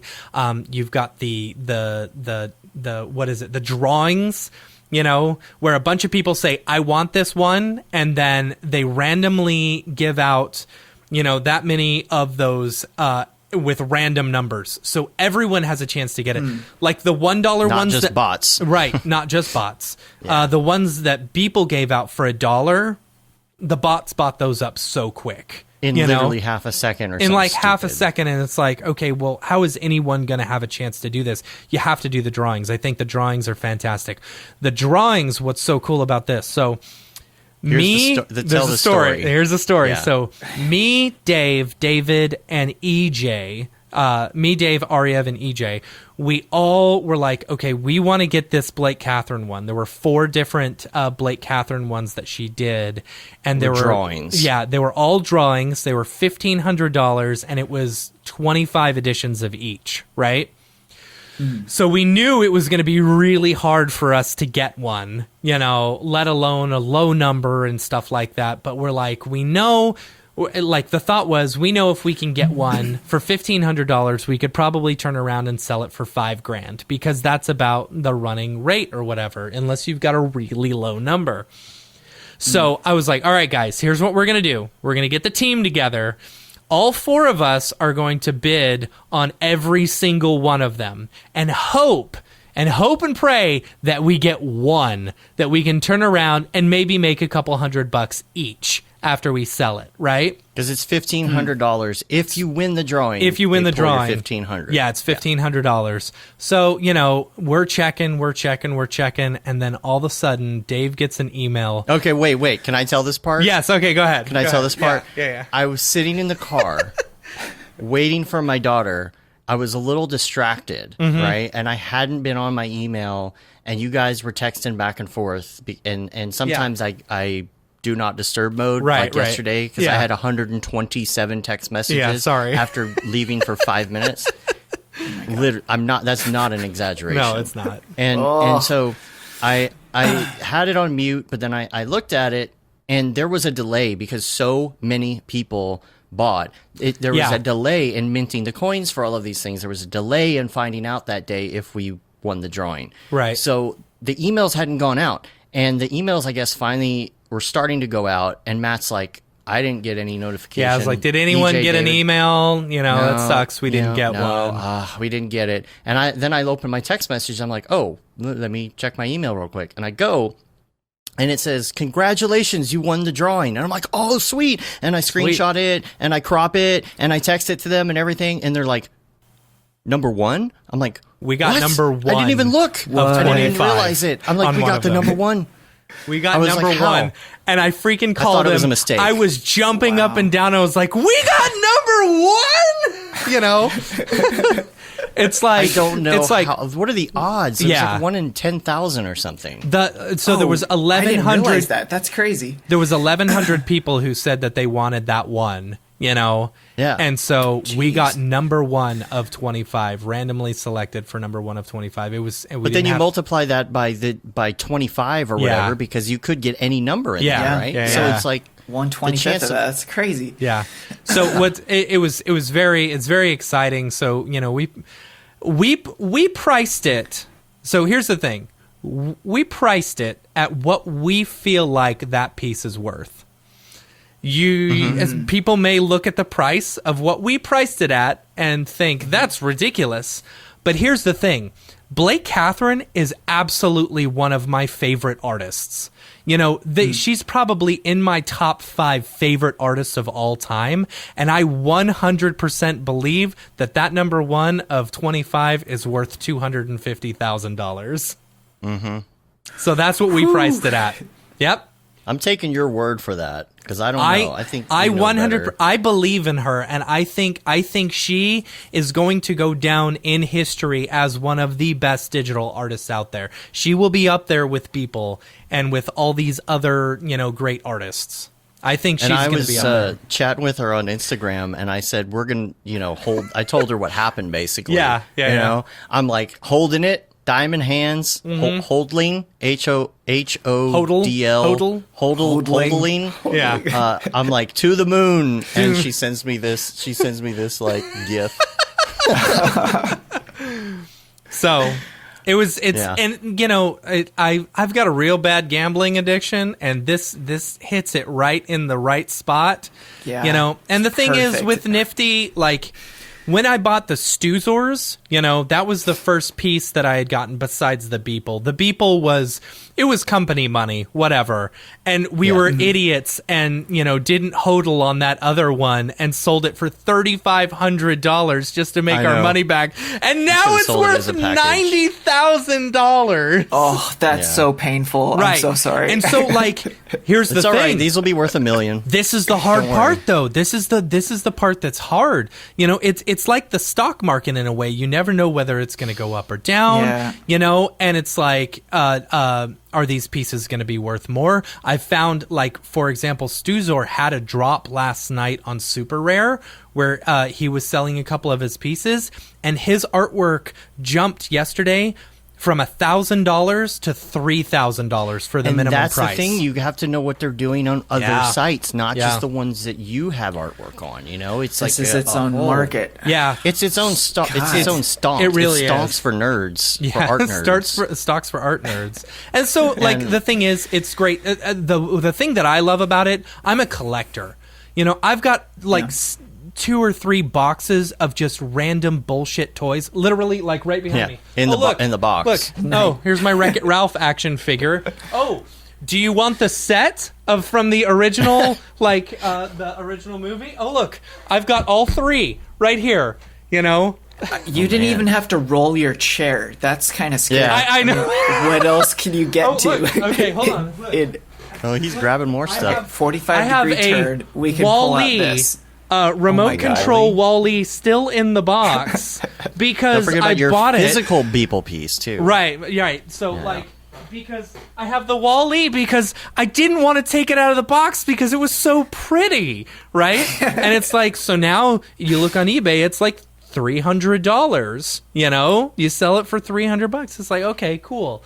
But so, like, you never know whether these things are going to go up or down or blah, blah, blah. Like, Stuzor did really well. I'm sorry, Dave. I'm really excited about this. You're going to get a whole lot of peaking on my audio. Oh, you're fine. Anyway, so. Dial that down. But the thing is, like, there's a couple things about it that, like, are you know, that are just gets or whatever. The open editions are the big thing. You know, you need to know how many. You need to know when it's dropping. You got to pay attention to this stuff because, like, I like to collect. I wanted a Blake Catherine piece. You know, it's like I think about it this way. Do you, as much as I love a lot of these artists and I appreciate and I feel I would love to have some of these artists like Ariev or EJ or whatever, or just pay them personally and say, hey, just create a piece of artwork for me, you know? Yeah. Just, I'll pay you your day rate. You know, you just spend a day making a daily for me, you know, which I guess is very possible to do, you know, if someone wants to do it. But it's like, if you don't want to do that, just buy one of their art pieces, you know, and you collect it and you know it's yours, you know? And stuff like that. I mean, well, that's what I already do. I mean, I've got, like, that's a Beeple. It's like a little inspiration. I can't Right. because it's Oh weird. yeah, But Right. you know, that's I when bought you did that 10 for like years, right? it's like it's the sit the F down and do Yeah. your work. Yeah, that's his one. 10-year one, I don't know yeah. if that's 10 years. I ended up buying one for the office too. But it's like I paid $10-20 for that, and like it's the old world. Like I Yeah. expect a bunch of people to have purchased that, and that's worth nothing. I don't care. Right. But this is a totally different new market, and I Right. think what excites me is like the ability to have the value reflect its worth, and Yeah. there is somewhat of a market that should be happening. We shouldn't only just buy $10 prints that are shit, Right. You know, like, And- these people, this is their life work. They're like total Maslow's actualization of what they do, lifeblood energy that you're buying, and it should be valued against others, and it should be worth a lot. And Right. I think that's really cool, you know. I think And I don't mind the fact that we sold the one. You know why? Because when they're both worth $1 million, the ones that we do have, we paid for both of those with the other one. So we will say we made two. They'll both be worth $1 million, and then Right. we'll sell them, right? And then we'll say we made $2 million out of $0. Yeah. That's the cool part. Yeah. We put in an initial $3,000 investment, immediately, like a day later, got our $3,000 investment back. Jeez. And then could possibly make $2 million bucks. So Something of it. I already have mine listed. If anyone wants to see, go look up the Beeple Infected. I'm Infected number 40. It's on the Nifty Marketplace. There are only 7 for sale out of 123. I knew, Yeah, and I people are had the feeling. holding. Yeah, people are holding. Hodling. So if you want to buy it, it's $1.17 million. Wow. Someone please buy it. Someone tell your friends. I'm not Please buy it. gonna list mine yet. Yeah. Dave got so number what are the 8. main sites? Dave got Yeah, number 8. I have number 8 of Ether, 200 and what, 70? something like that. Yeah. I think I'll probably, Jeez. if I list it, it'll be at 888 $888,888. Yeah. That's probably Yeah. what I'll list it for once they start. But the thing is, I feel like the things are going to go up. We're talking about seeing what people Yeah. are doing on other platforms. Yep. What we haven't talked about is Christie's. Yeah. So Beeple, it was announced last week, and it for those in the know who kind of knew that this was happening, you could see the Beeple artwork prices going up specifically because they knew this was happening. Yeah, I think so. And Seems so, like it. it was announced that Christie's auction house is going to be auctioning off the whole first 5,000 days in one piece of Beeple's artwork. have it 5,000 listed on their every site. days. And Beeple's it will be Opus. the first. It's Beeple's Opus. That's what they have listed on. It says Yeah. that on their site. Yeah. It's the first 5,000 every days. It will be minted. It's minted from Maker's Place, by Maker's Place, and it will be the first NFT that will from Christie's that will take Ethereum and Bitcoin, which is and the first digital drop is in. There general, was right? an NFT previous. Oh, there I was? think there was like 1 or 2, but his will be the first one where they accept Bitcoin or Ethereum, which I think is really, really cool. I think that. So here's the thing that I've noticed in the fine art world, where you have a physical piece versus the digital art world. There's a big difference in price with some of these artists and stuff. If you wanted to buy like a Banksy print or something, you could probably find one for like $1,000 or something. Versus some of these digital artists, you're minimum $3,000 to buy one of them, and it's the NFT, it's just digital and stuff like that. It's interesting. I've seen a big difference in price. I'm curious if there's ever going to be like a, what's the word, where they, come together or whatever. If merger? No, if where like the digital prices are going to be more like the physical prices and stuff like that. Another thing. So yeah. So Nifty, for example, I was talking earlier, they do a bunch of things. They do drops where you can buy as many as you can in 5 minutes. That's why you kind of need to know which artists are dropping for the week. And so that's why this is the main reason. You got to do we started. research. You got to sit down. You got to budget. You got to plan. You got to plan. This which is ones. just you just don't go on. Yeah. But I think the great part about it is there's so many people that are in this industry didn't come out of the MoGraph industry. This came out of the art collection and the crypto industry. Right.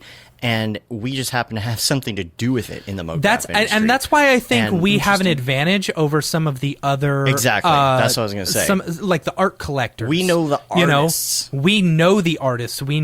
I knew Blake Catherine's was going to be good.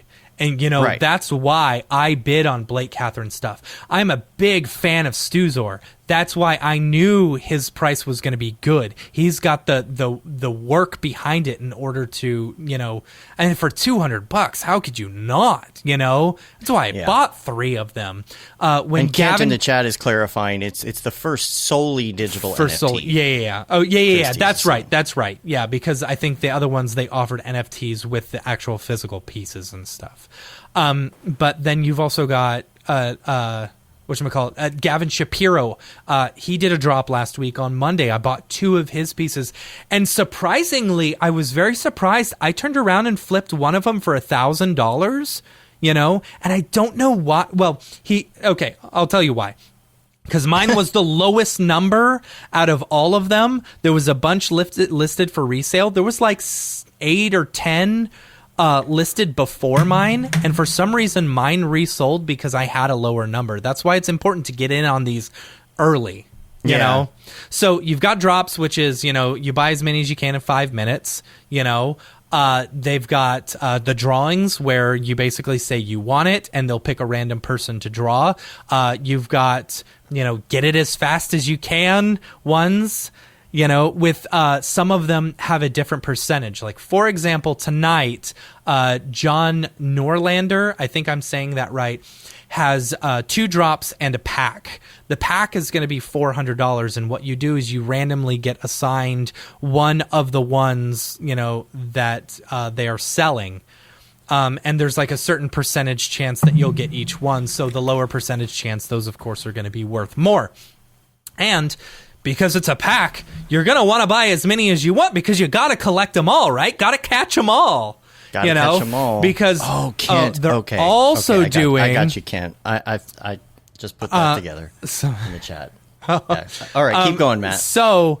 and also with this pack one, they're doing a $1. Whoever gets the most of this collection actually wins the entire collection. So it's like, and you can't do this with the physical art world. You can't say, okay, if you buy all 5 of these Banksy artworks, you get the torn up Banksy artwork. It's like, no, this is only the one. Yeah, this is the only the stuff that you get to do in the digital world.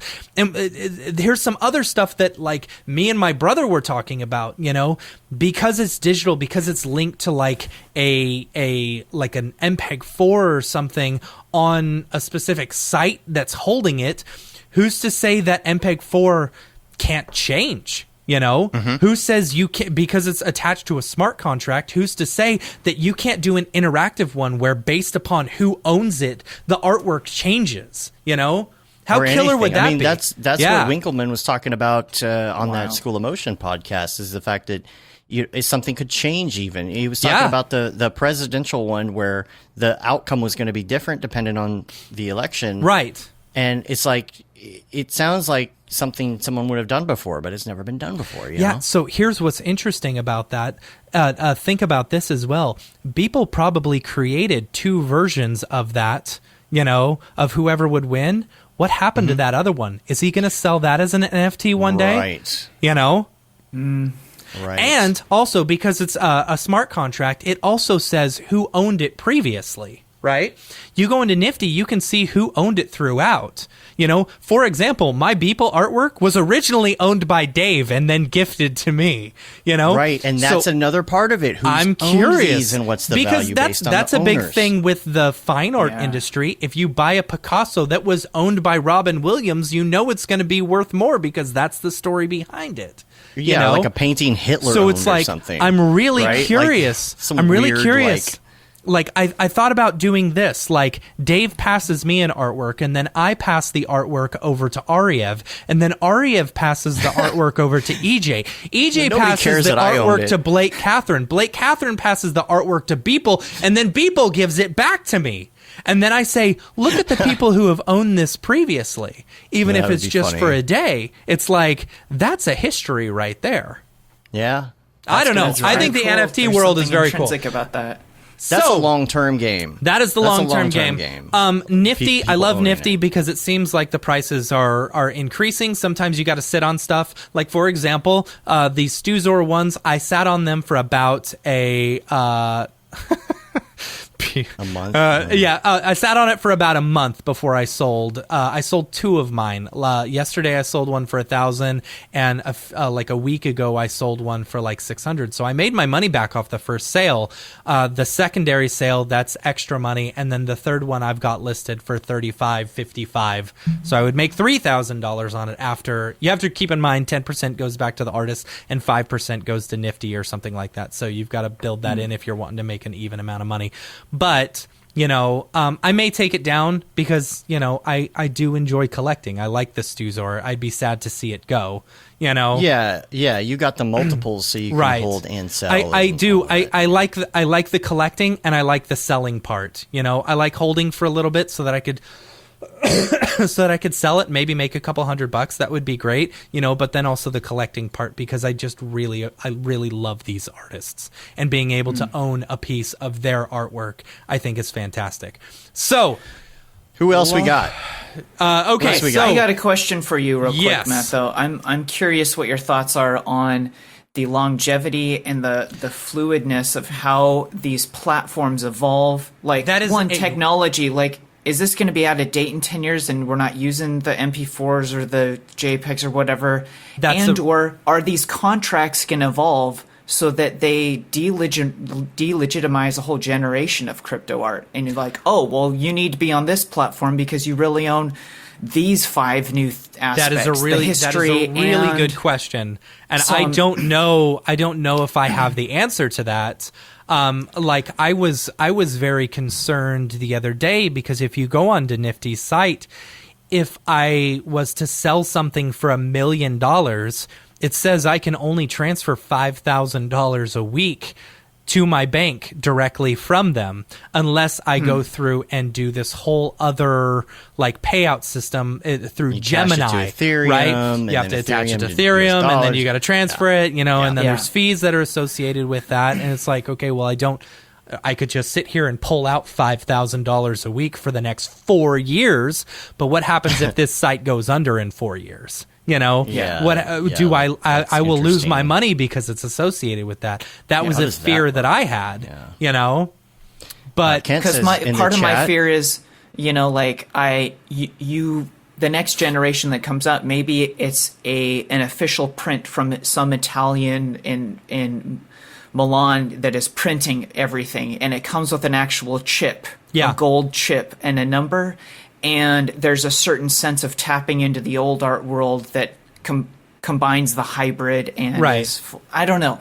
I think that's not. I think that was the big thing that people did with his initial drop in December was he got a lot of people who didn't understand crypto, to invest in him because he had physical pieces along with it. A lot of people Something now else he talks about don't care about the physical art piece along with it. They only want the NFT that's associated with it. And because I get that, I get that now. It's like, okay, I get you don't need a physical piece in order to do it. Now, but that was the gateway drug to get into it. That was the gateway. I mean, And Kent says in the chat that the number 8 is highly collectible in Asian markets.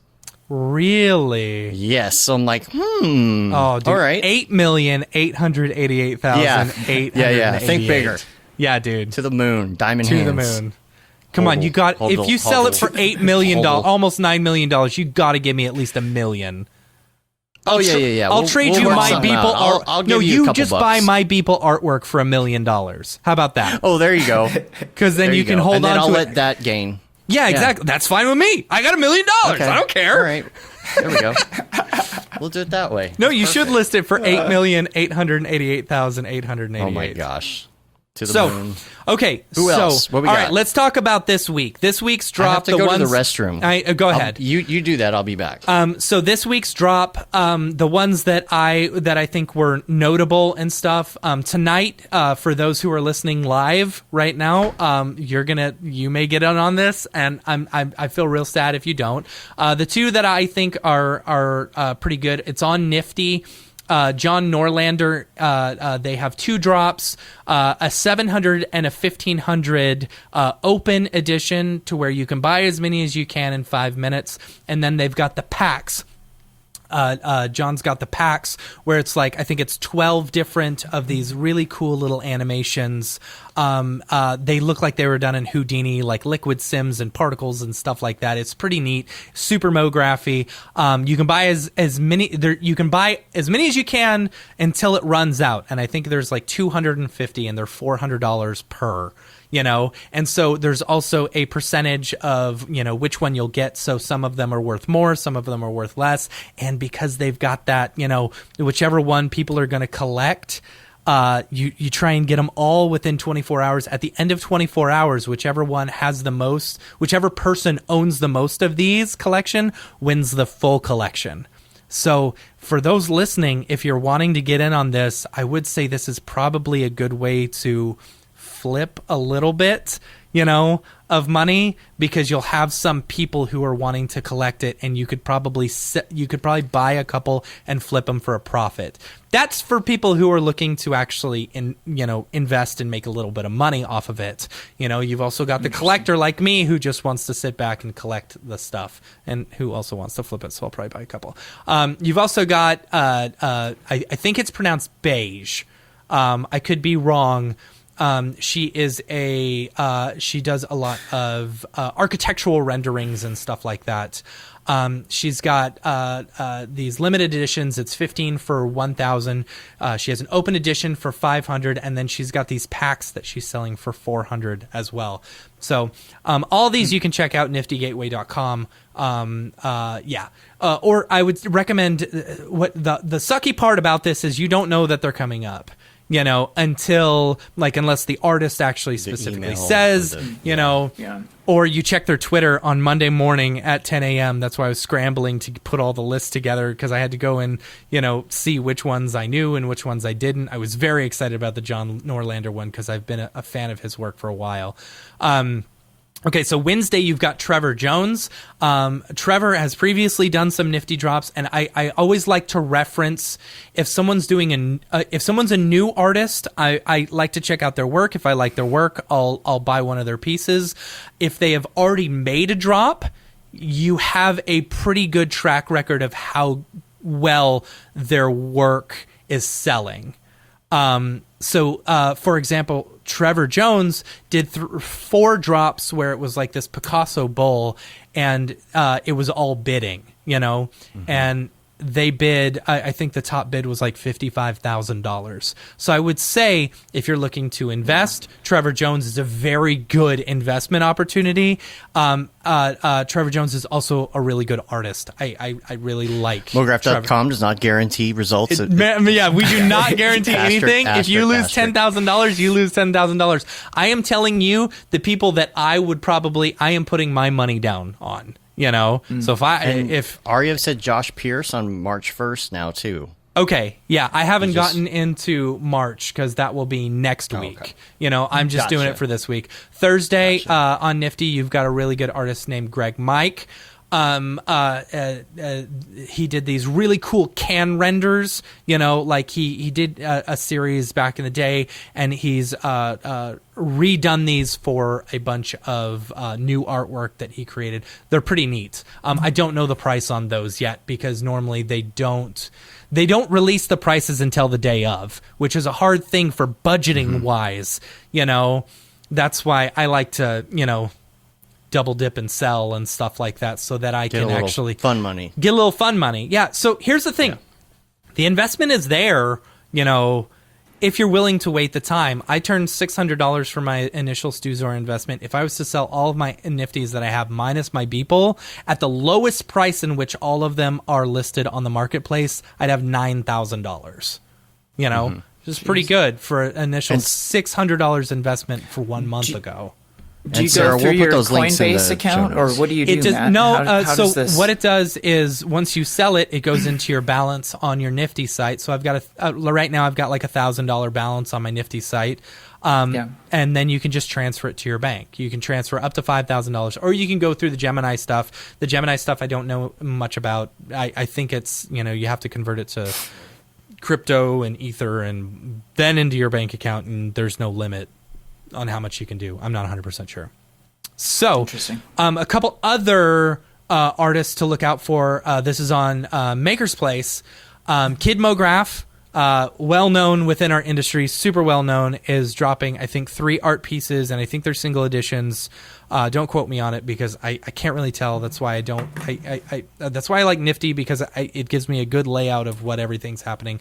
I think Kid MoGraph is doing 3 individual pieces. They're one of ones, I believe, tomorrow. His drop will be tomorrow, and I think 23rd. That will be bidding. I'm pretty sure. So people bid on it, and with those, I think you have to bid Ethereum. You can't bid cash.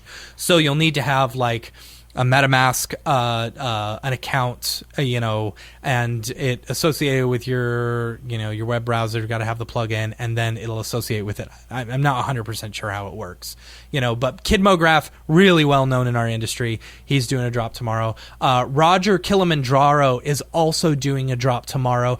Roger originally did a drop on Nifty a few weeks ago and was actually very successful. They did I don't know if it was an open edition or a limited edition, but it was $250 for that drop. And, that was like a week. Wasn't it a week ago? A week and a half? I don't know. In this crypto art world, a week feels like a month. A day feels last week felt like a month anyway. Yeah, I know, right? We were trapped in the snow. So Roger Kilimanjaro did a drop on Nifty, and they were sold for $250 a piece. They are currently going for $1,750 right now. So I don't know how many they're dropping. He's dropping, but it could be a good. It could be a good look into. Has anything gone down in price? Yeah. So right now, the Stuzors at the beginning went down. And I was like, okay, well, maybe this isn't. The thing is, if you're willing to hodl for a little while, then the prices will go up. But I don't know. This is all. Is it a big bubble where people? It's just gonna pop at some point. Because every day someone's hitting me up. Hey, I want to know about this crypto art stuff. I want to know about this crypto art stuff. I want to know about this crypto art stuff. You get more people in it, and then they start realizing it may just be this bubble that pops. You get too many people in it, and not enough people wanting to collect and wanting to sell, or the prices are too high, or I don't know. I can't. You're going to have the good ones float to the top. You're going to have a long tail. Yes, for sure. Yeah. It's not like it's just going to go away. Yeah, and here's the really thing. Hard to tell. Here's the thing. You may get some of these artists who are on, Super Rare or something like that, and they want to be a crypto artist, and so they'll start building up their reputation and, their Twitter account and following. This is perfect for the Instagram people. The Instagram people who the MoGraph people don't want to hire because all they do is their Instagram daily renders. This is your place. This is how you make your money. There you go. Man. I'm telling you, there's like these Instagram artists and stuff like that, and Twitter artists and stuff like that. Like this is their market right here, Mm-hmm. What was I saying? Okay, so Roger Kilimanjaro, good. You got one more. The other one, and Roger and Kid MoGraph are both tomorrow. So if you're wanting to get on that, 2/23. The 23rd. The 23rd. Say yeah. the date. Yeah. Then the last one is on the 25th. David McLeod. I don't know if you say that, but it's this cool abstracty MoGraph stuff. Really cool stuff. I like their stuff. It's very, very cool. And this segment won't always be an hour long. This is just the first time we've done it, and we're trying to give everybody a primer. Usually every week it would be like, here's the listing. I know not everybody likes this talk. Not everybody likes the crypto art talk. It's not going to be don't worry. Yeah, it's not going to be this in depth every single week. Yeah. And Kevin, you're right. I am very passionate about this because my wife hates hearing about crypto art. My wife hates hearing about crypto art. It's so funny. When she goes to the bank. Well, here's the thing. So yesterday I sold a Stuzor and I made $1,000, and I went in and I told her, I said, hey, I just made $1,000. How much would it cost me to give you for you to like crypto art? Well done. That's like, how much will it cost for you to just shut up? So, but it's like, and here's the thing, like what's it called? My hobby for the longest time has been 3D MoGraph.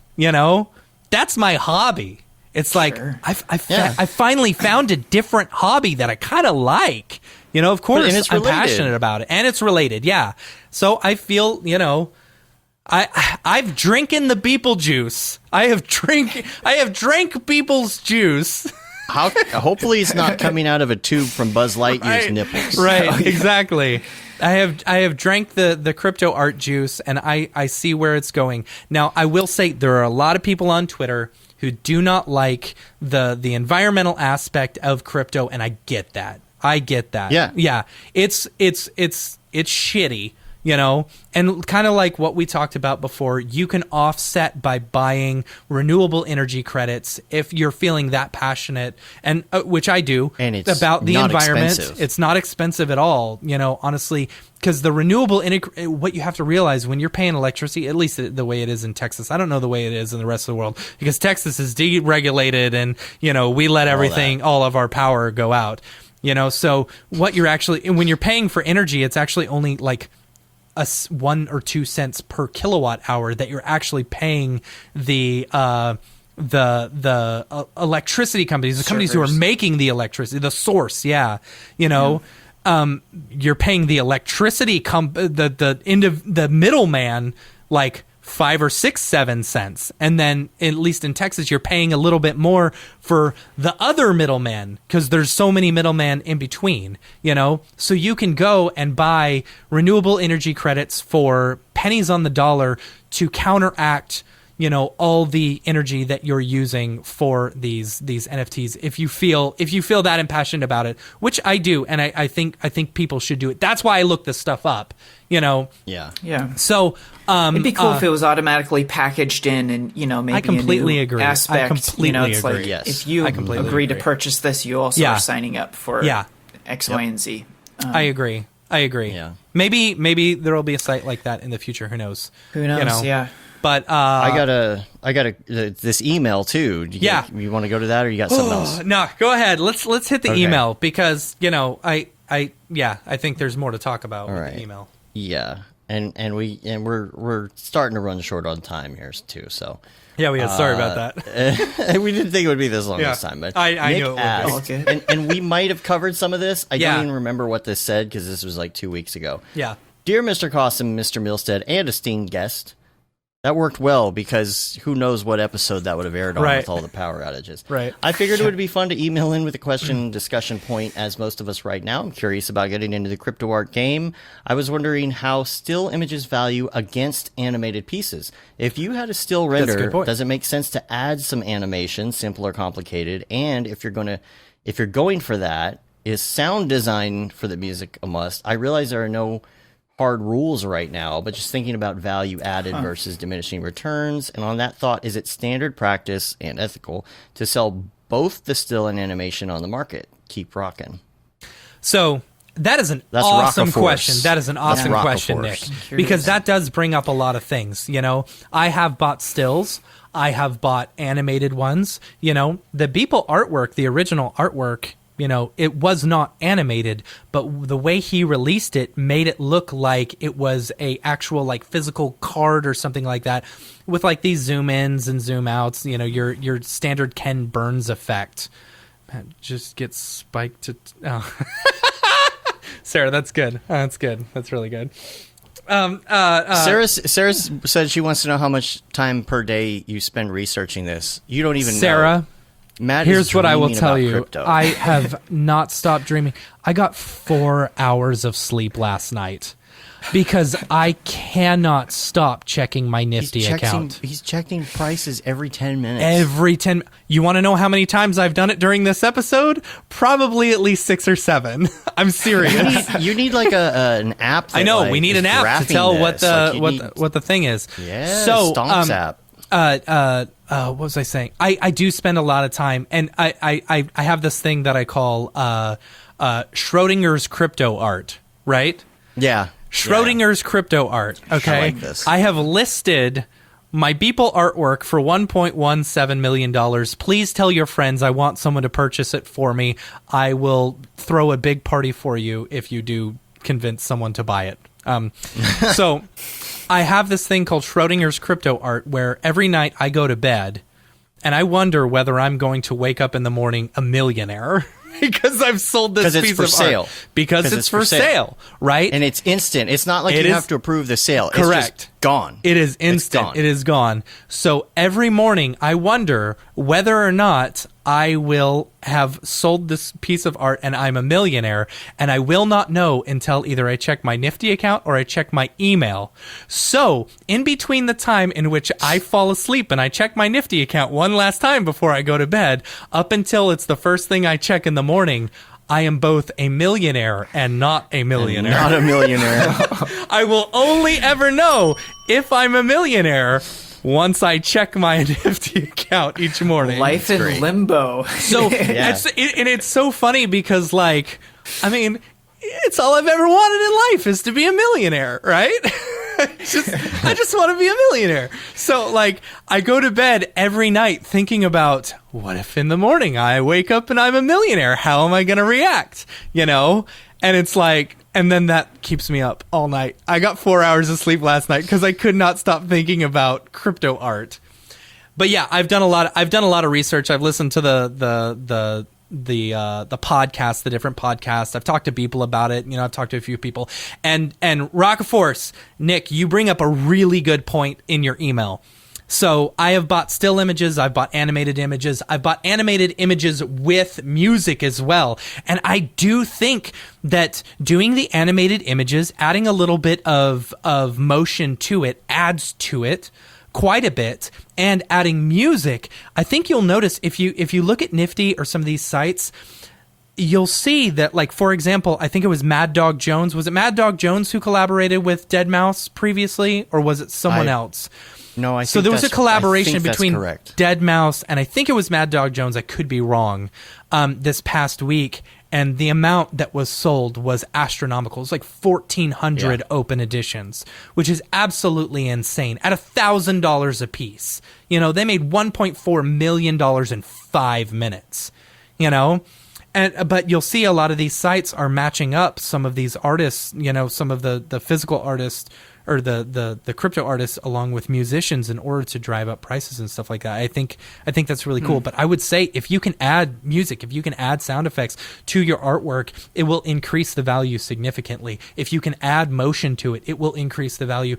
People are more willing to pay, even though I love my Stuzor. I wish there was some animation, but I still love that piece. You know, and I don't think there's anything ethically wrong about selling both. I mean, these prices. Yeah, I mean, I think there's nothing ethically wrong about it. What I think might be ethically wrong, you know, is reselling that same exact thing afterwards. Like if Cornelius was to sell his another version of his 6088 AD, you know, if he was to resell another one, I think that would be ethically, you'd be killing your own profit. You'd be killing your own profit, and you'd be screwing over the first person who bought your piece. You know, I think that's kind of that's shitty. You know, but can you? Absolutely, but it just devalues your own work. You know, I want to say that Winbush said on his game stream the other night that he's thinking about trying to collaborate with Mixmaster Mike. Oh yeah, I saw that. I saw a tweet about that. Yeah, that'd be rad. I don't know the details. I've been in a haze of snow, but here's what I don't.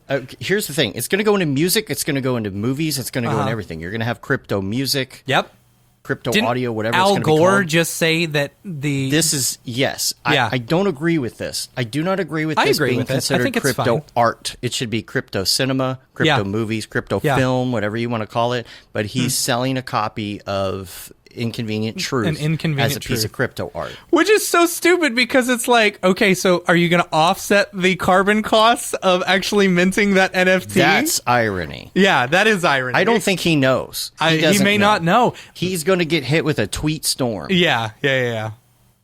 Because everybody loves to call that stuff out online. So he's going to get hit with a tweet storm. I hope he offsets those credits. You know. Because it does seem ironic. It does. But I've got some other crypto links here that I want to talk about. And just real quick, because with this Christie's drop, these will all be in the notes. Yeah. There is so many articles. Freaking Winkleman. He is in Forbes. From crypto to Christie's, how people put digital art on the map. Wow. What else we've got? CNBC, Mark Cuban, and Gary Vaynerchuk both mentioned Winkleman this week. CNBC article, It says Mark Cuban is bullish on NFTs, and they're about to go more mainstream with an auction at Christie's. Beeplemania. This is Esquire magazine. Yep. Beeplemania. How Mike Winkleman makes millions selling pixels. And I also wanted to mention, and this is a private group, but I believe like anyone who wants to get into it. If you want to can be invite, just accepted. tell us. We'll hit you up. Ariev created something called Get NFT. Get like Nifty. Get Nifty. Yeah. You know, like Get Swifty. Get nifty in here. Get nifty in here.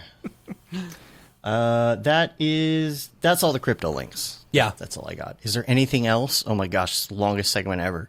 I know. I'm sorry. But we needed it. We needed that initial push to get kind of some I will make here. Dave cut this open, cut this up, and then anytime someone says tell me about crypto art, I'll just link it to tellmeaboutcryptoart.com. Crap, now I gotta buy that. Yeah.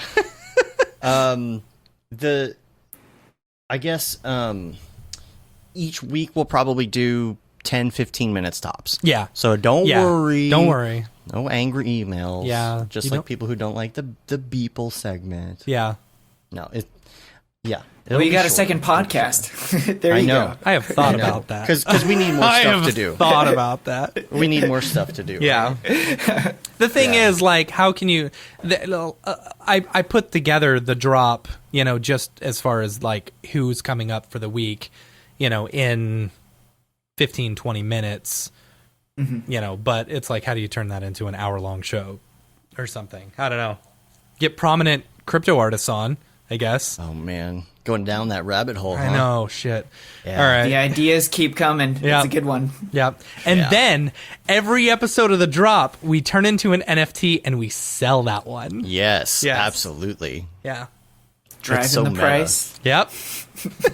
Yeah. And then we do a show about those shows. Right. And we sell that.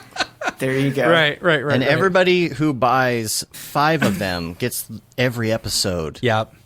I don't know. That's good. Okay, are we done with this segment? Yeah. Yeah, let's get out of here. Let's do what else? To drop. Is this the fucking mic? This is exactly what I should be doing. All right, I got a couple links, and we got to get to MoGraph recommends, and we have about 15 minutes tops, I think. 'Cause Yeah. we're going so far over, and Matt and I have I gotta meetings pick up for my things. kid, don't I?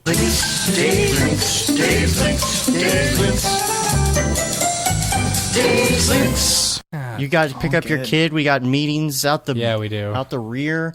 We the got to keep yin-yang. moving. Links. I just wanted to mention because Matt and I like Daft Punk. Daft Punk is no more. Yep, they separated Oh, what? As of today. today. Yep, it's sad. They They're put out a video. It's so sad. It's such a sad video. Gotta watch it's the end of Daft Punk. Yeah.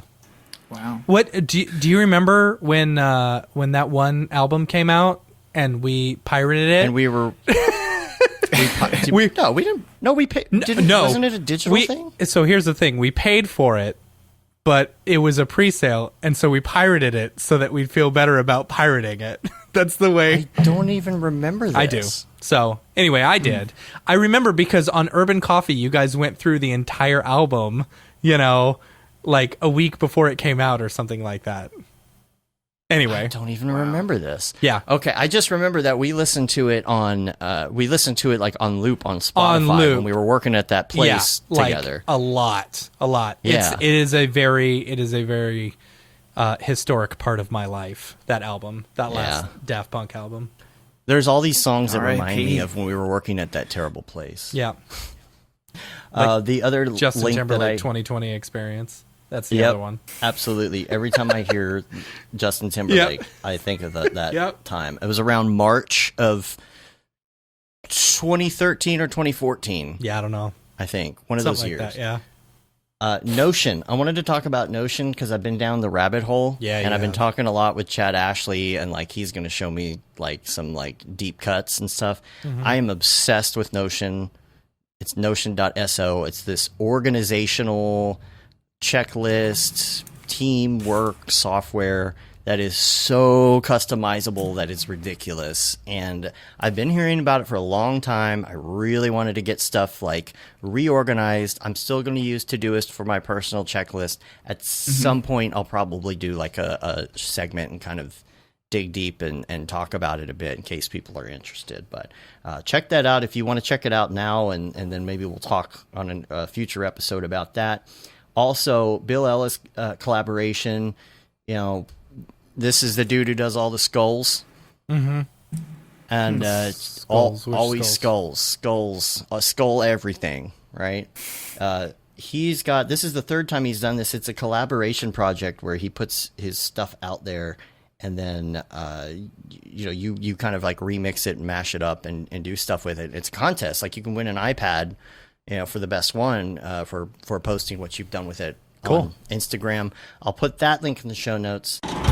Hi, my name is Sashia Dumont. I'm a writer, actor, and filmmaker. Hi, my name is Paul Robinson. I'm a director, DP, and filmmaker. We are the creators and hosts of the Go Gorilla Filmcast, an online source for all things indie film. We are a husband and wife film team and co-owners of Send3 Productions, and we started this podcast for filmmakers like ourselves who were producing on micro budgets with skeleton crews. Go Gorilla is a weekly podcast that features various talents in TV, film, and web series productions. We've interviewed filmmaker powerhouses like Kestrin Pantera, Richard Raymond, Alex Ferrari, Cassandra Ebner, and Ryan Connolly. Amazing actors like Hannah Ward, Lou Taylor Pucci, Chris Wataski, and Eileen Gruba. Groundbreaking cinematographers like Jody Lee Lipes, and Jessica Lee Gagné, and many more. We also offer weekly reviews of our favorite films and shows, which vary from low-budget first-time filmmakers to A-listers and everyone in between. Go Gorilla is proud to announce that we have officially joined the MoGraph Podcast Network. So if you love filmmaking as much as we do, tune in every Sunday for a new episode of the Go Gorilla Filmcast, your source for all things indie film. Now available on the MoGraph Podcast Network. And now, lastly, let's go to MoGraph Recommends. And, ooh, we still got recommends to do. We got to do it boy. quick. Yeah. So we're going to go bam, bam, bam, bam. We're going to get through this quick as we can. We got about 10 minutes, right? Yep. Before you have to... Yes, okay. 10 minutes. All right. Number one. So these are all going to be... Anthony, these are questions for you, Anthony. Your favorites. Alrighty. Either recent favorites or all-time favorites. Doesn't matter. We'll bang through it here. Number one. Favorite movie? Jurassic Park / Star Wars. But Jurassic Park. Ooh. I still have a double. Jurassic Park dinosaur in my room. Model. Does it have the dino damage? Hand painted. Oh. I like it. But I remember dino damage. That's funny. Jurassic Park was music. so it's like that one and Terminator 2 and Toy Story, I think, are the three most inspirational films for like VFX and 3D artists. It's the ones that we always go back to as our inspiration for being in this industry. Oh, totally. And I think Jurassic Park, for me, it's like, if you talk about what film is, you talk about like the multidisciplinary like parts of it, like Michael Crichton's storytelling and like the whole like all the genes being split and them like cloning stuff during that time, like the whole story and concept, the acting phenomenal, like the music, John Williams couldn't have been better. Absolutely. I think, and the visual effects Epic. was the first time humankind saw a dinosaur. Like, yeah. Anyways, I think like if you look at any discipline, all of those like apexed at Jurassic Park. And, totally agree. And Star Wars, like, of course, like of course, come to. Yeah. Anyways, I got a new rug, a Star Wars rug. Did I show you? I did. You showed this, me, right? yeah. Did I show you? I don't know if you can see it, but I got from Ruggable. It's a Star Wars rug right there. That's Check that amazing. out. Yeah, it's fun. And I do got have a another one Millennium coming Falcon as well. I have a Millennium Falcon model that's like, it's still unfinished, but I've held on to it. Is it Lego or regular? It's regular. It's like a 1.5 foot long, like, big model, like Hobby Lobby model I had as a kid, but it was too complicated and still is. So it's not done. Music. Favorite music. I would just say Beatles. Okay. Yeah. Blow my mind. As a guitar player, they break all the rules and still make it work, and the volume that they produced in the amount of time is mind-boggling. The volume is insane. They were like 27 when they broke up. Yeah, which is absolutely blows your insane to mind. me. 27 Yeah. is when I finally started like into my career. You know, Yeah, that's when I finally became an adult. right? Yeah. All right, TV show. TV show all time, since we got to do this fast. Next Generation. Yes, I grew Nice. up on that. yes, Agreed. Still love it, and Yeah. was so happy that Picard came out. Like, yeah. just Good. can't get enough of that How did guy. you feel about The Voyager? Inner Light. Oh, the Inner Light. Yeah. I mean, Inner Light. Oh, so it's I almost don't want to bring up other Star Treks because Okay, like they don't okay. deserve much light, do All they? right. All right. That's fine. Yeah, Next Generation I was agree. so good. It was just so good. When I Oh. lived in New York, actually, I went and saw Patrick Stewart live. Oh, and yeah?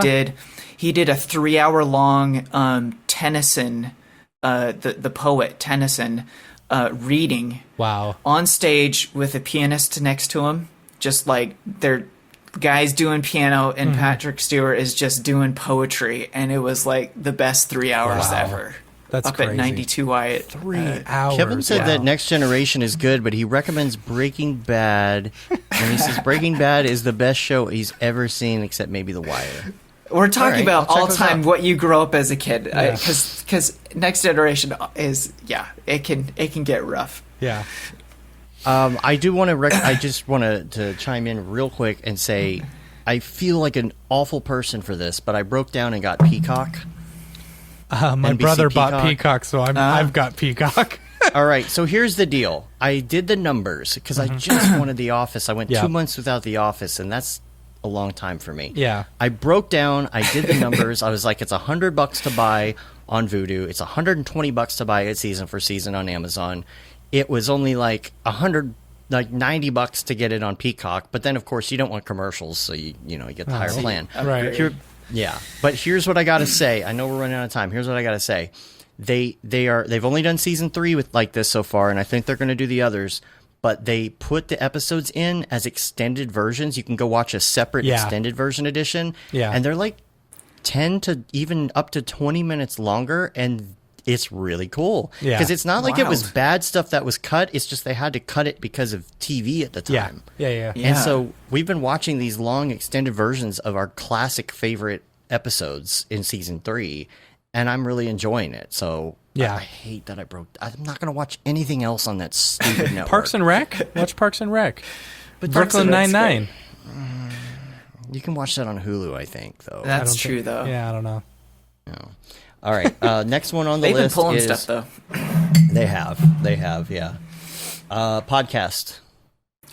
Dan Carlin's Hardcore History. Blow your mind, Nice. guys. He's a total gem. He has like one of the series is called Blueprint for Armageddon, and it basically it's like 3-4 hours each, going through World War One, the Great War.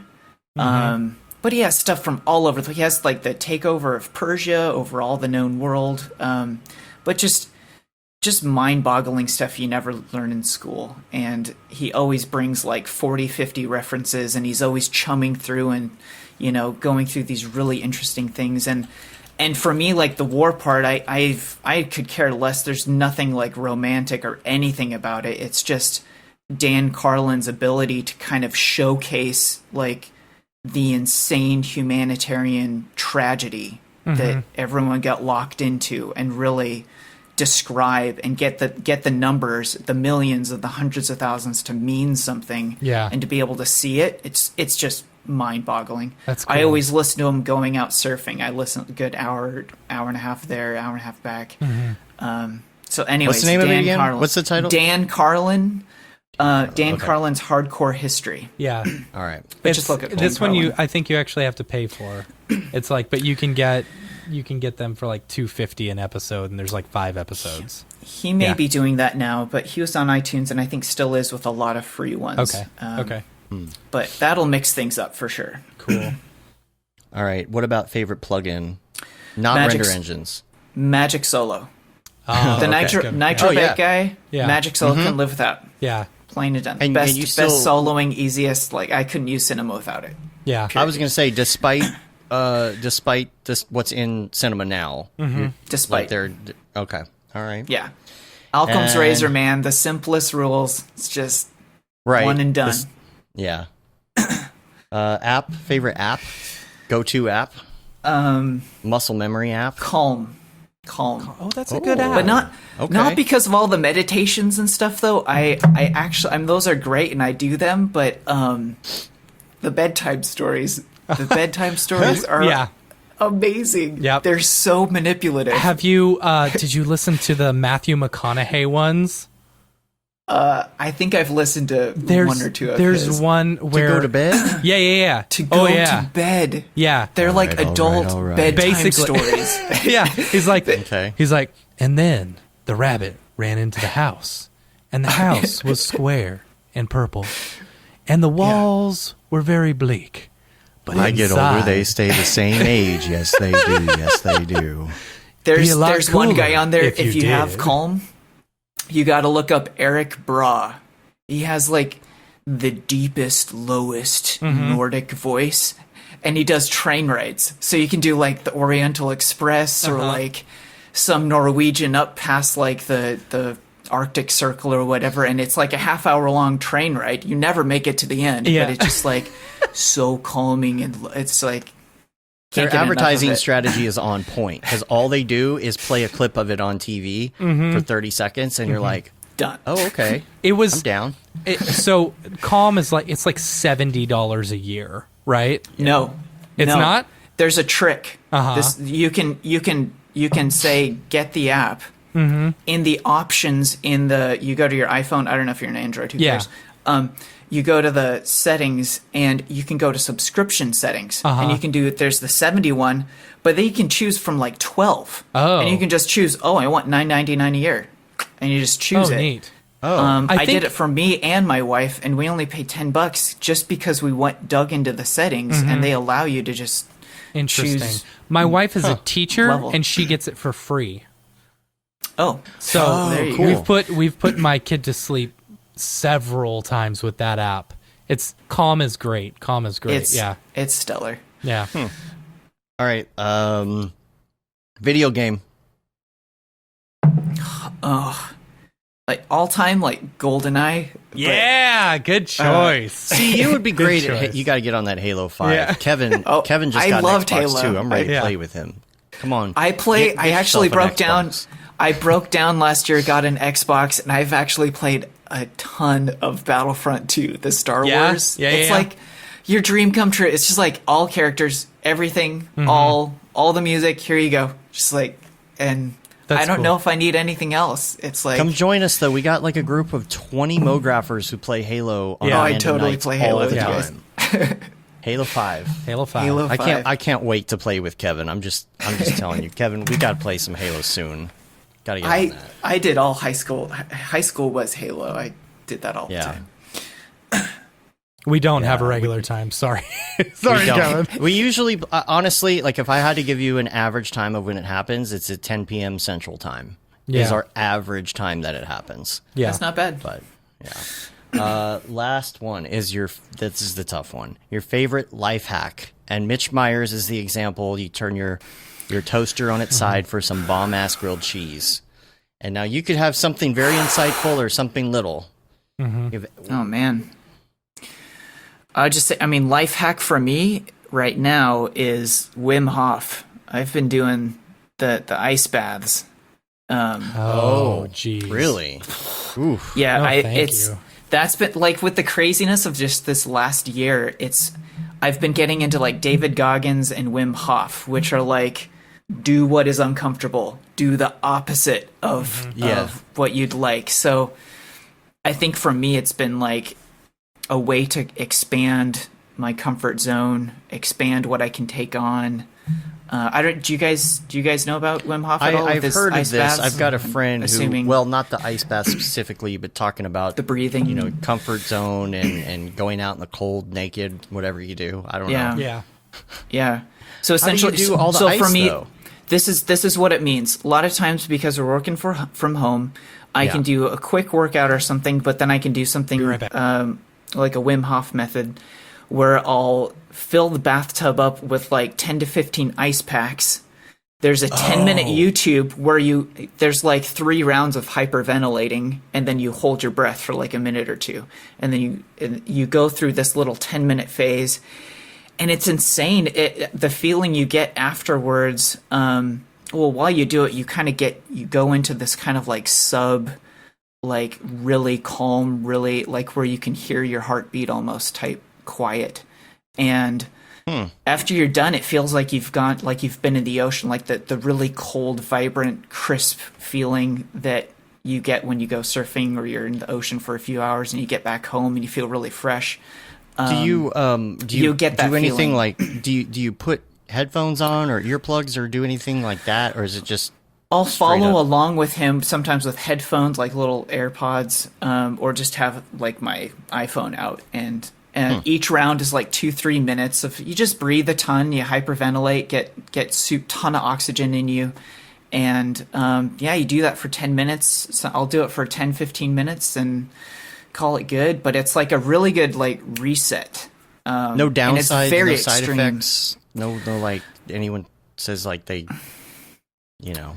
If anything to look out anything, for?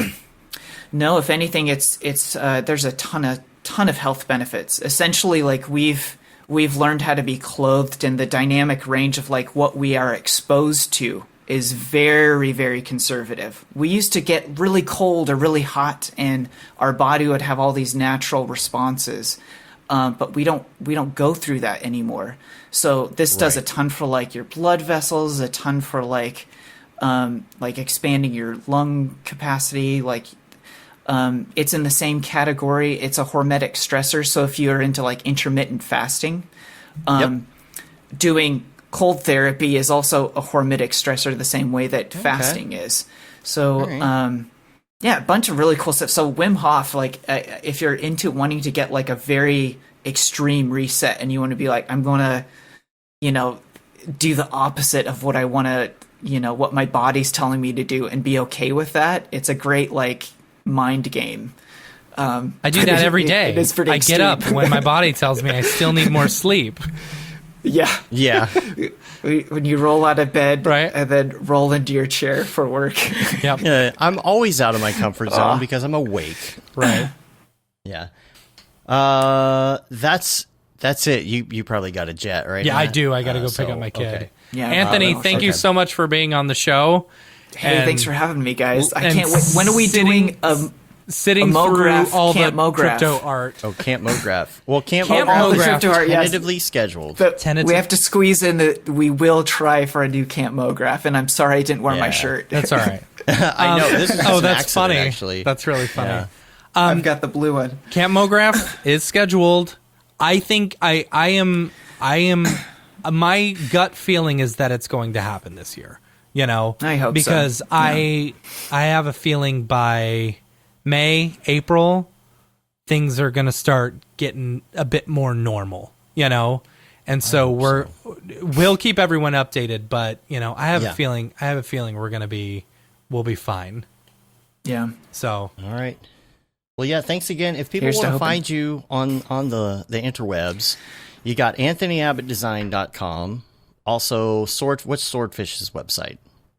Swordfish-sf.com. And got a bunch of work up there. Yeah, in Instagram, did Twitters and all the things. Yeah, I have an Instagram. I try to do daily, monthlies or yearlies. Almost whenever. I do have an Instagram. It's Anthony Abbott Design. But yeah, Swordfish, you can find a bunch of stuff there as well. Yeah, I think I don't even do almost dailies anymore. I just do whenevers. There we go. Once Let's in a while. redefine dailies. It's once in a while. That's what once in a while. Bhakti calls it, right? The once in a does while. she? Yeah. That's nice. You can rate us on iTunes, leave a review. You can also subscribe on your podcatcher of choice. Helps get our ratings up. You can subscribe to our newsletter, which goes out about every month or so. Gives you an update on all the things that we've been up to. And you can say you've been there, done that, got the t-shirt with the MoGraph logo tee, the Paul Babb Feel the Bab 2020 shirt. All the profits from that go to Doctors Without Borders. The Render Things t-shirt, hoodie, and long sleeve tee, which a lot of you in the South might need. Yeah, right. That Render, well, except today, now it's 75 again. That Render is Fire shirt, which you're only allowed to wear, ironically. Unless you're Shams, yeah. And then lastly, the MoGraph Blandishment throwback shirt. And we're on Facebook, Twitter, Instagram, YouTube, MoGraph.com. And just hit the Googles. You can find us. Just type in MoGraph. We're the first one. Say hi. There you go. And that's about it. Until next time, I'm Dave. And I'm Matt. And I'm Anthony. Have a good one. Later, yo.